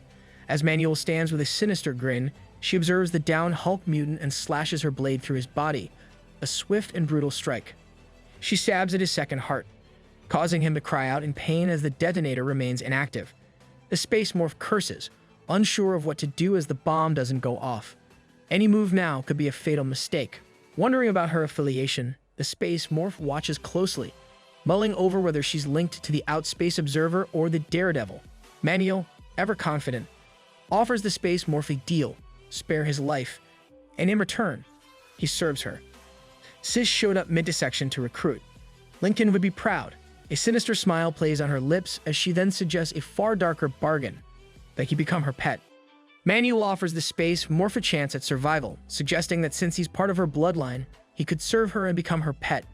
She emphasizes that, as a gene-based creature, he fits perfectly for the role. Ah yes, just another day in the galaxy's worst HR department. The space morph contemplates her offer but doesn't see submission as his only option. Manuel grins when he begins to approach, believing he's made the right choice. But the space morph doesn't hesitate to express his true feelings, revealing his obsession with Amorph and his refusal to be controlled. The space morph explains that his choice is about freedom and the growth that comes from his decisions. He kneels before Manuel, but as she reaches out to him, he strikes, sending her reeling backward with his gooey substance. Seizing the moment, he escapes, instructing number 26 to follow him. Manuel, now enraged and bloodied, vows to teach the space morph a lesson, igniting herself and pursuing him. The space morph acknowledges her strength, but is determined to show her that fighting isn't just about power. Meanwhile, chaos continues around them as the wreckage of the Hulk mutant remains. Amidst the rubble, an arm emerges. It's the Hulk mutant, cursing and realizing he's been betrayed by Manuel. He swears revenge, vowing to make her beg for her life. But his time is running out with the detonator destroyed. He has only 10 minutes to get to the engine room. Yet, with defiance in his heart, the Hulk mutant declares that he's not like the others and introduces himself as Elchandrava, determined to survive. Meanwhile, the space morph is still on the move, dodging attacks from Manuel. The pink blob asks if the space morph's legs hurt, but he reassures it that he's in fine condition. Number 26 checks in, still concerned, but the morph pats the pink blob, confirming he's alright. As he runs, the space morph knows Si-hyun Yujun's X-ray vision will foil any surprise attack. He figures the woman must have other sensory powers beyond her eyes. Time's not on his side. Stalling won't help him escape, especially with a bomb threatening them. He suspects Si-hyun Yujun knows he's worried about the bomb and expects him to try to escape in the pod. The space morph considers Si-hyun Yujun's likely plan, blocking the hangar entrance to trap him. It's a classic tactic, but one he's prepared for. He knows she'll try to overpower him, just like she did with the pirates. But his focus now is on taking her down before dealing with the bomb. The space morph acknowledges that Si-hyun Yujun's offensive and defensive abilities far exceed his own. But he's confident there's another way. A memory of a substance from the lab flickers, psionium, capable of temporarily turning him juvenile and increasing his psychic tolerance. He remembers her using the sword dance, a fiery psychic-powered Galargon technique. He's not ready for that kind of power, but with the psionium, he could be. The morph ponders transplanting the claw onto Si-hyun Yujun's body, thinking his shell could handle the psychic strain. It's a risky move, but if it works, he could launch a long-range psychic attack. However, he'll burn a lot of energy and time's already slipping away. Telling the pink blob to wait, the space morph releases number 26 and heads for the laboratory to find the psionium. When he locates the canister, a toothy grin spreads across his face. He's found it, but as he holds the substance, the doubts linger. Will it work as he hopes? Suddenly, number 26 calls out, and the space morph's attention snaps back to the blob, now sitting anxiously. Concerned, he asks what's wrong, but number 26 can only stare at him. The space morph decides there's no time to waste and drinks the purple liquid, feeling a surge of heat course through his body as his veins glow. This the type of stuff Jinx was on before losing her marbles. Be careful, my goat. Pain floods him as the transformation begins. The canister shatters in his grip, but the suffering intensifies. The space morph struggles to stay conscious as the effects of the psionium overwhelm him, bringing him to his knees. Yet, he fights through the agony, rising as his form shifts. Glowing veins trail across his body, and with a final roar, the space morph emerges, transformed. The space blob number 26 springs into the air, excited by the sight of his master undergoing transformation. As the space morph's new form takes shape, he speaks for the first time, acknowledging psionium's effect on him. He examines the information displayed before him, noting the stats of his juvenile form, with a particular focus on his newly acquired horns. They're magnificent, he thinks, perfect for ramming or stabbing opponents. He then inspects his claws, revealing a spiked bone launcher capable of matching the power of a plasma pistol, with the ability to modify its traits. Next, the space morph observes his hand, now shielded to protect him from psychic powers, including the feared Galargon claw. Before he gets started, he checks the limit, 5 minutes. Nice try, dude. Not falling for that again. Goku versus Frieza was enough. That's the lifespan of the psionium's effect, and the space morph knows time is precious. He activates his map to locate Si-hyun Yujun, realizing she's within range. Without hesitation, he rushes into action, preparing to drain her strength before the inevitable battle. As the ground surges with energy, the space morph activates his link ability, determined to make the most of his brief window. Si-hyun Yujun, meanwhile, casually enters a corridor. Unaware of the space morph's presence, she stops, sensing something above her, only to discover a hole in the wall. Suddenly, a large green pouch bursts open, splashing its acidic contents directly onto her face. She grins, relishing the searing sensation as the liquid burns her skin. With a swift, fiery slash, Sihyun Yujin obliterates the pouch, causing a shockwave that reverberates throughout the space vessel. The Space Morph and number 26 tremble in response. The Space Morph, undeterred, tells the blob to hang tight. Sihyun Yujin is coming, and he's ready to move. He charges out of the laboratory, planning to lure her to the nuclear reactor, where he believes she won't be able to fight at full strength. Even her genes won't save her from a nuclear explosion, he muses. As the Space Morph nears his destination, he's stopped in his tracks when Sihyun Yujin confronts him, asking where he's going. Badly damaged from the earlier attack, she readies herself for battle. The Space Morph curses and pushes number 26 off of him, preparing for the fight that's about to erupt. Sihyun Yujin strikes first, unleashing a barrage of fiery slashes toward him, one of which hits the Space Morph squarely. He yells out in pain, barely keeping himself grounded. As he struggles, the Space Morph notices her claw attack coming at him. He wonders if his superpower organ is what allows him to sense her moves, though he hadn't expected to see them. Sihyun Yujin is confused by his reaction, unsure what just happened. The Space Morph lunges at her, only for her to smirk and brace for impact. She counters with a powerful slash that leaves him in pain, but she remarks that he's faster than before. The Space Morph tries to surprise her with an attack, but Sihyun Yujin dodges it, grinning as she tells him it's not enough. In a quick move, however, he catches her by the tail. Sihyun Yujin retaliates, slashing his tail. Her eyes widen as she realizes something's wrong. Before she can react, the Space Morph impales her chest, and she compliments him for being smart, though her grin remains. Sihyun Yujin unleashes a force that breaks his grip, sending him flying. She takes advantage of the moment, attacking his tail and severing them with precision, causing the Space Morph to scream in pain. Huni's arms as he groans. She steps closer. Noting the Space Morph's understanding of her red mist ability, she admits he's an interesting opponent. The Space Morph acknowledges that Sihyun Yujin is no easy foe and explains her red mist ability, an apex predator from a jungle world. Its main emitting a pheromone that induces hallucinations. Wait, so I can hallucinate that Lig Goat James never retires? Hit me. He knows she can use it against him, and he needs to defeat her before the psionium effects wear off. He vows to remain calm and wait for the right opportunity to strike. Charging again, the Space Morph expects her to make a move. Sihyun Yujin prepares to counter as he attacks, but before he can land a blow, her claws pierce him fully. She tells him his attacks bore her before unleashing the red mist ability, making the Space Morph retreat, firing spikes toward her in desperation. Sihyun Yujin fends off the barrage, growing frustrated as she takes down each spike. Observing her, the Space Morph realizes she has the skills to match a certain type of opponent, but unlike the others, she has a critical weakness. She can't use two abilities at once. Angrily, Sihyun Yujin declares that the Space Morph is getting on her nerves, and she intends to kill him. The Space Morph, calculating, wonders how long she can keep switching up her powers. He notes that there's always a gap in her speed, and once she becomes defenseless, he'll change his strategy accordingly. Charging forward, the Space Morph aims to corner her once again. Meanwhile, the pink blob, number 26, reflects on her harsh world, a cold, heavy seabed inhabited by intelligent beings. Though the environment was difficult, she didn't find it unbearable. The blob shares that other beings protected her as her kind multiplied. The blobs, weak and fearful for their lives, once lived in constant danger, a piranha-like creature devouring their kind. However, the pink blob discovered her special power and used it to protect herself. Over time, she became the head of the pack, with her life filled with the happiness of sharing food and sleep with the others. This joy didn't last, though, as claws began to take the blobs away. Hearing their screams, the pink blob desperately hoped she could fulfill her role.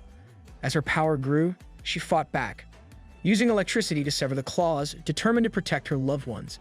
But despite her efforts, one claw reached her, and she realized there was no miracle, only exhaustion. Confined in a liquid prison, number 26 woke up after failing her duties. Years had passed, and she now watched the deaths of those she was meant to protect. A scientist named her number 26, the last of her kind in the prison. She prayed endlessly for someone to come and save her, vowing that if she were freed, she'd sacrifice herself for the rest of her life. Man, who started cutting onions all of a sudden. Back in the battle, Sihyun Yujin grows increasingly frustrated with the Space Morph's evasive tactics. Annoyed, she unleashes an attack, but the space morph counters by sending more blades her way, keeping her distracted. She brushes them off, calling his tactics petty tricks. Hyun charges, dodging the running spikes aimed at her, only for the space morph to strike with his tail. She barely manages to avoid it. Enraged, she slashes at his tail, but acid splatters from the wound. Looking up, she sees the green acid heading straight for her. Enraged and partly disrobed by the acid, the space morph charges at her. Hyun punches one of his claws, confusing him since he expected more defense.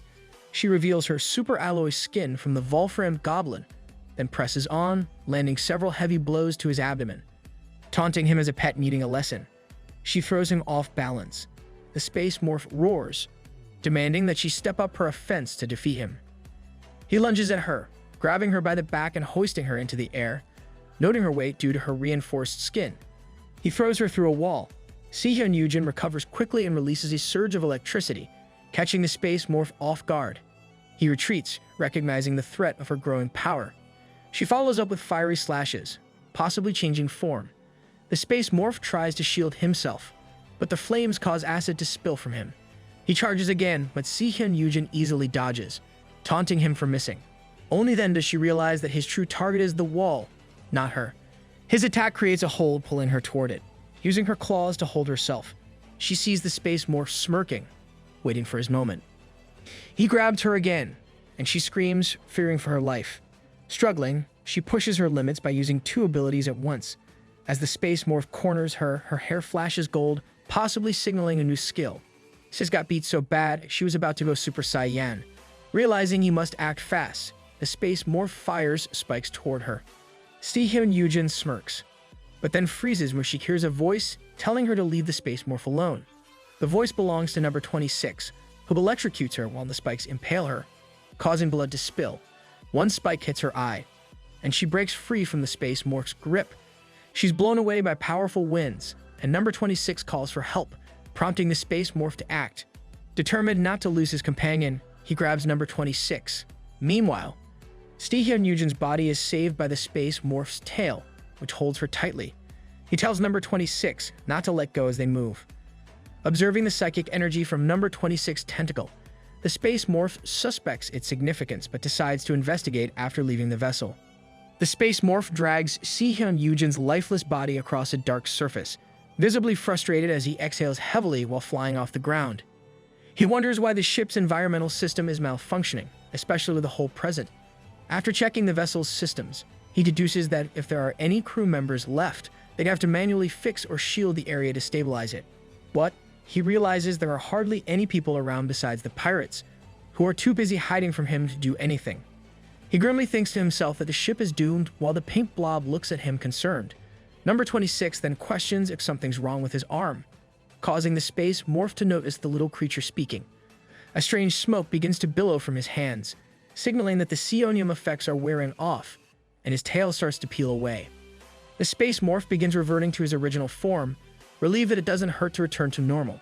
However, as he shrinks and crumbles, he regrets that the transformation didn't last longer. Oh, so now it's over.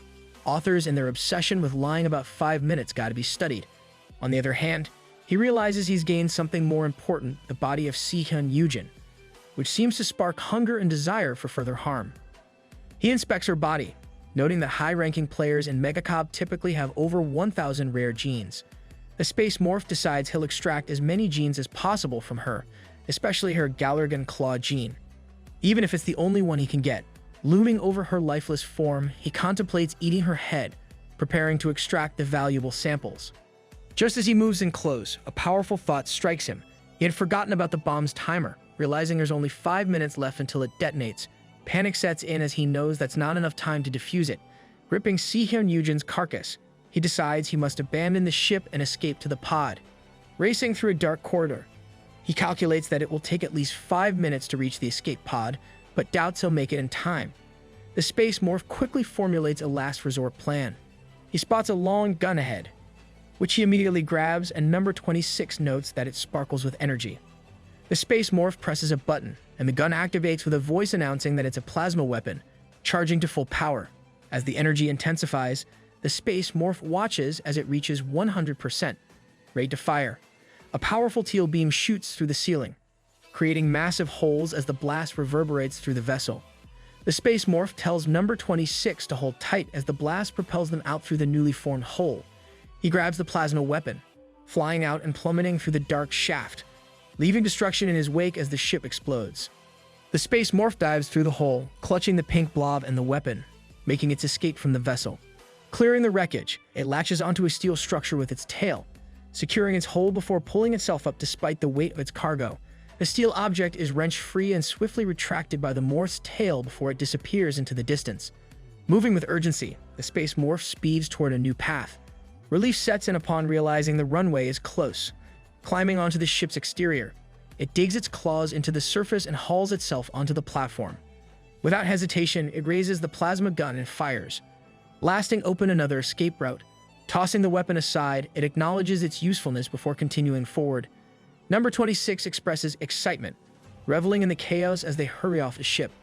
The space morph notices an open escape pod, deducing that someone attempted to enter. Grateful for the shortcut, it slips inside. Number 26 is ordered to grab whatever it can. It quickly obeys, securing any valuable objects within reach. Meanwhile, the Hulk mutant regains consciousness, momentarily believing himself dead. He's alive. Not even Oda does this many fake-out deaths, man. He struggles to his feet, cursing as his senses return, except for his vision, which remains impaired. The loss of one of his hearts left his body in shambles, nearly causing him to detonate the bomb while attempting to disarm it. Memories of the space morph flood back, and rage takes hold. Determined to ensure they do not escape unharmed, he touches the bomb, resetting it to detonate in 10 minutes. A cruel smirk spreads across his face. By the time he evacuates, the space monsters will be reduced to ash. A heavy silence surrounds him, an eerie absence of sound. He assumes one of the creatures has perished. Whoever remains is on borrowed time. As he moves forward, he spots someone. A human flinches at the sight of him, severely battered, yet still standing. Recognition dawns on the Hulk mutant. The uniform reveals the figure's identity, Captain Yusung Samuel. He looks different from what Manuel described, weaker. It's clear he remained in hiding, unable to leave the ship. Thinking the danger had passed, he finally emerged. Yusung raises a plasma pistol, his hands unsteady. He warns the Hulk mutant not to come any closer, threatening to fire if he takes another step. The Hulk mutant chuckles at the threat. He questions whether Yusung truly intends to shoot. Nervously, Yusung is told to disengage the safety first before making a threat. Confused, he glances at the weapon. In an instant, the Hulk mutant strikes. A powerful punch sends Yusung crashing to the floor, the pistol soaring through the air, grabbing the weapon. The Hulk mutant laughs, mocking Yusung for being so easily deceived. Yusung, winded but defiant, states that the plasma pistol never had a safety. Before the realization sets in, an unexpected surge of energy courses through the weapon. The Hulk mutant's eyes widen in shock. A violent explosion erupts, engulfing him entirely. Yusung shields himself from the blast, staring in disbelief at the aftermath. Horror grips him, but then laughter. It starts soft before escalating into wild, unhinged cackling. Walmart Hulk really got cooked by Temu Joker. Crazy. He sneers at the remains, a pathetic excuse for a pirate. Standing tall, he proclaims himself the descendant of the great Titan, the eldest son of his lineage. He revels in his survival, declaring himself invincible. Behind him, a surge of green energy ignites, unaware of the impending catastrophe. He continues his victory chant. Then, the ship erupts in a final cataclysmic explosion, vanishing into the void. An escape pod streaks away from the wreckage.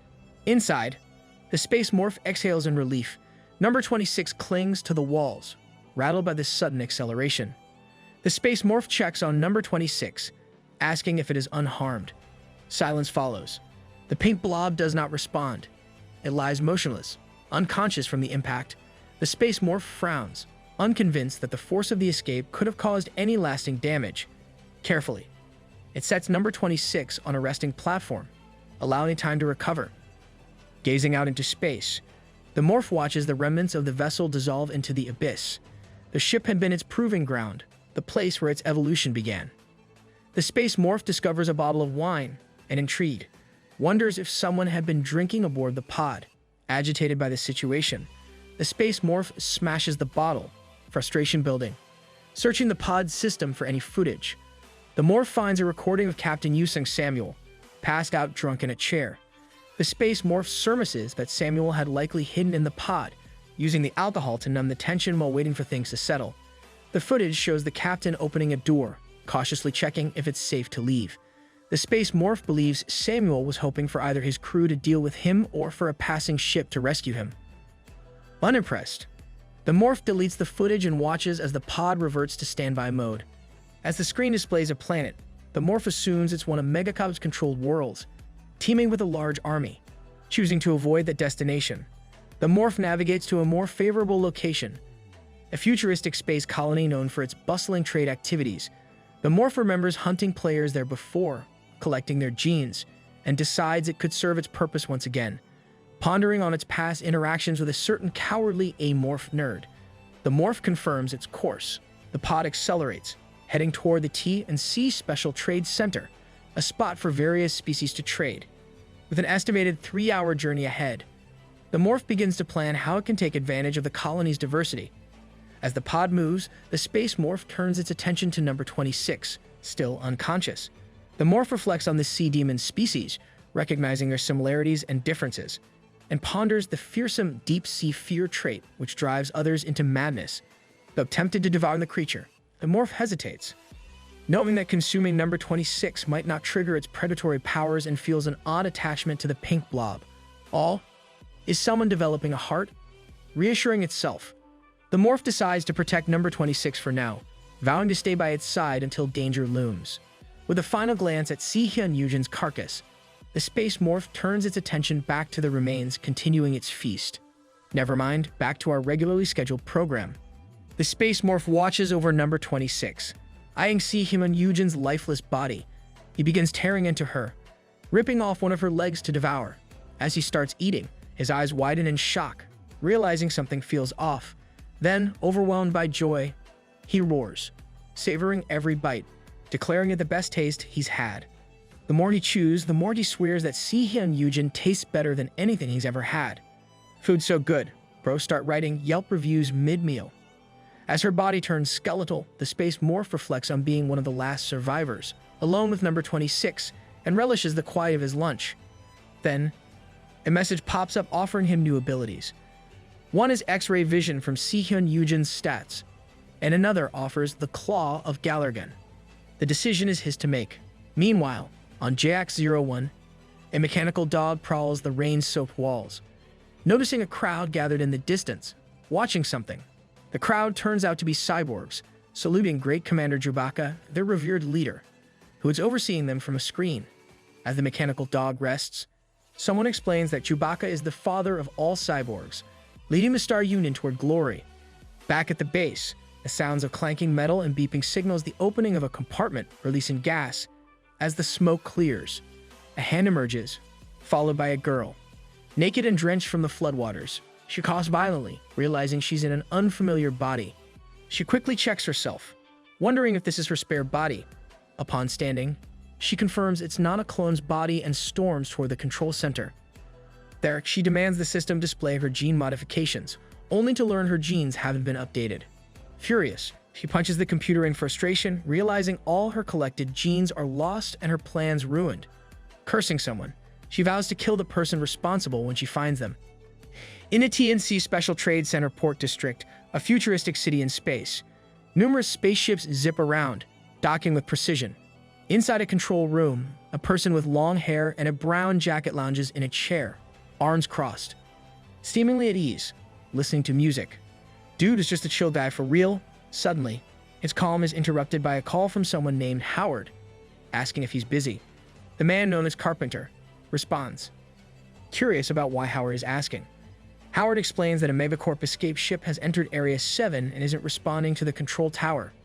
Carpenter, unfazed, wonders which ship is running away this time.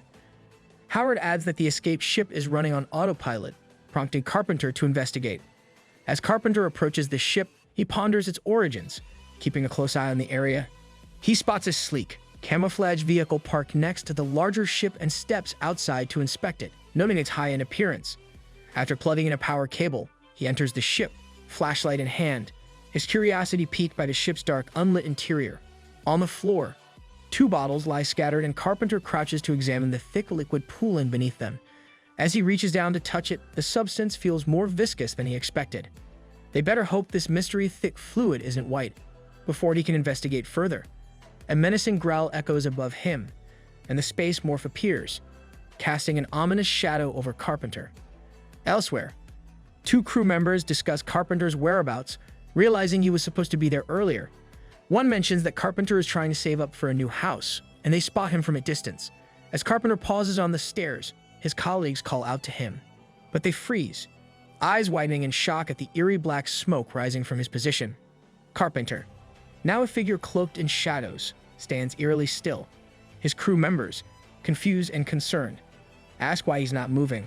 One remarks that Carpenter seems off, sensing something wrong with his appearance. They wonder if he's heading home early, but Carpenter cryptically responds that he's busy as he walks away. One crew member asks if the chief approved his early departure. Carpenter coolly explains that the chief gave him permission since he was occupied. The conversation shifts as one crew member questions why another is speaking disrespectfully to Carpenter, only for the second man to smirk and suggest they leave him alone. Carpenter's glowing red eyes and menacing chuckle unsettle the crew, hinting at something far more sinister than a mere loss of money or personal crisis. Carpenter's footsteps echo through the dark hallway, barely making a sound against the shadows.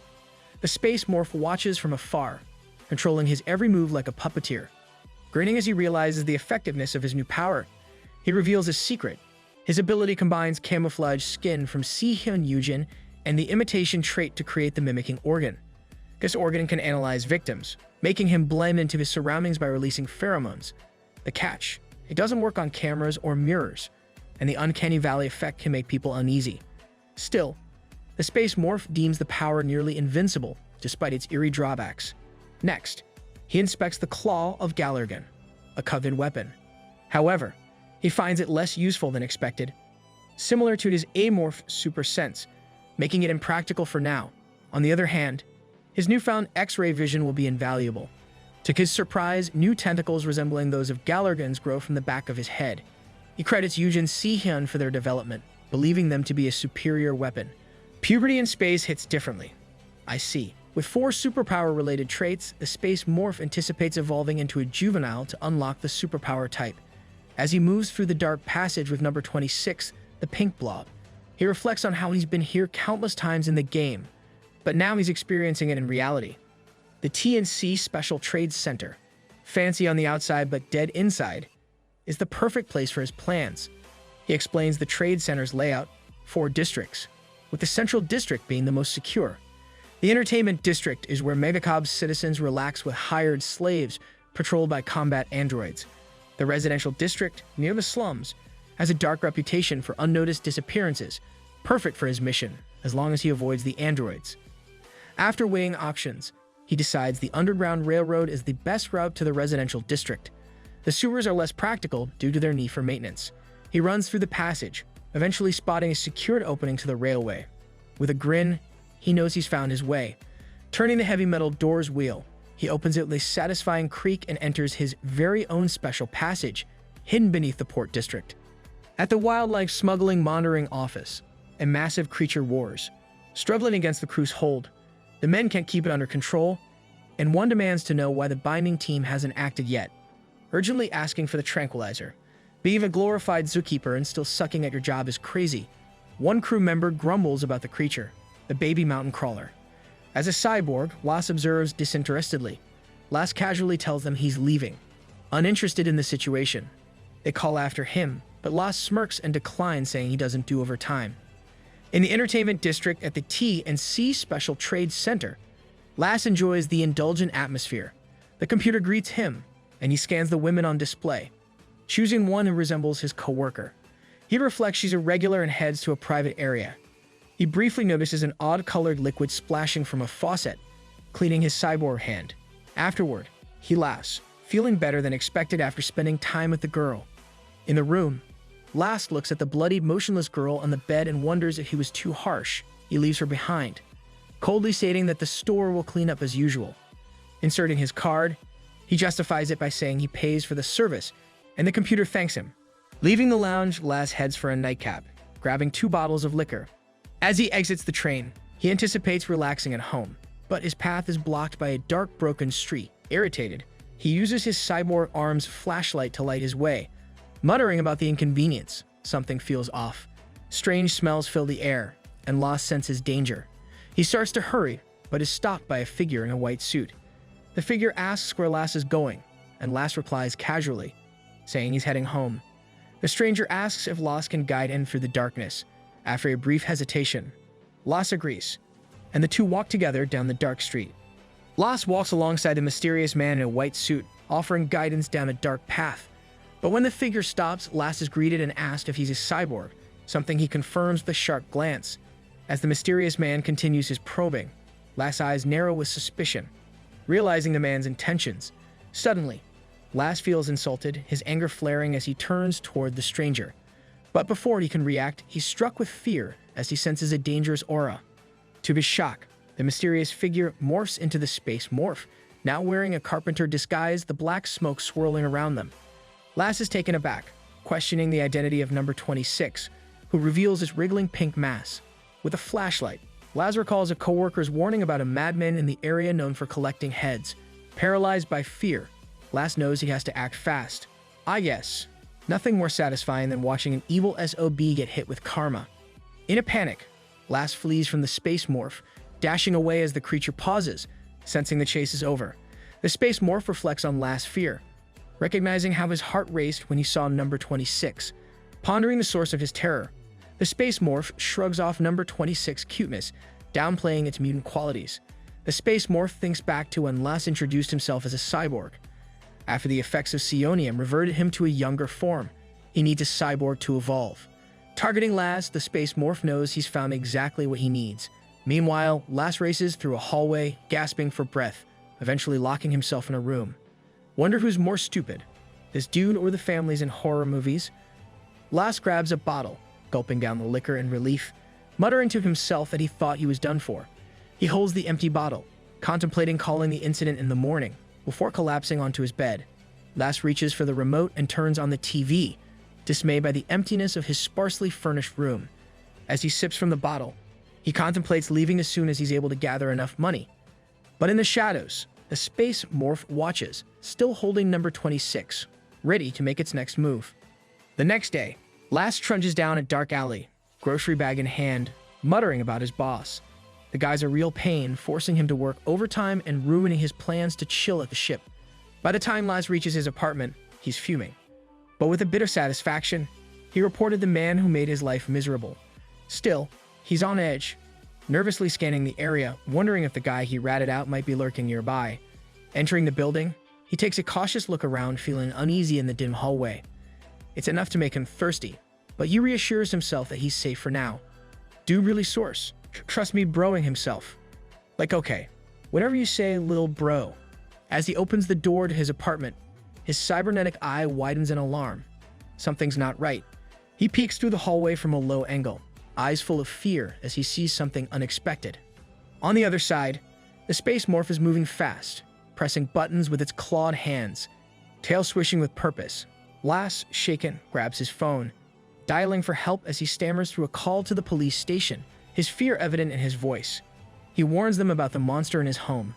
Meanwhile, the space morph explores the apartment, creeping through a dark room and into another. It surveys the bedroom, noting how small it is, with the bed being the only clean thing in the otherwise messy space. The space morph releases number 26, the pink blob launching itself to the bed, and wonders if it's trying to act like some high-class creature from the capital. He then ponders why he's here, to hunt Lass. The space morph has been researching the building's residents, and it's found a variety of potential prey: reptilian cold-bloods, werewolf, therianthropes, Volf, and others. What in the Zootopia is going on here? As the space morph continues its analysis, a skill tree pops up, showing the creatures it can consume. It explains that to evolve to the next stage, subadult, it needs more species to devour, 4 more. In fact, it admits that many players give up at this stage because the conditions become harsher.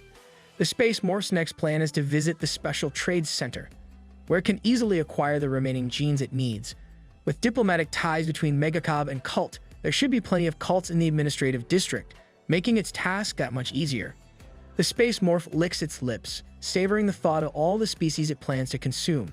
But just as it's about to move, it checks in with number 26, who's bouncing around excitedly. signaling approval. Suddenly, the space morph senses something, a noise from above. It realizes the building isn't soundproof. Using its sensory powers, it scans the area, noting the absence of anyone below but picking up on something that piques its interest. The sensory swirls expand as it detects 3 approaching figures down the hallway. The space morph spots them, 2 police officers and Lass himself, the one it's been hunting. Quickly, the space morph calls number 26 over, hiding under the bed as it prepares for the encounter. It realizes the 3 are getting closer and decides to stay put, observing the situation before making a move on the authorities.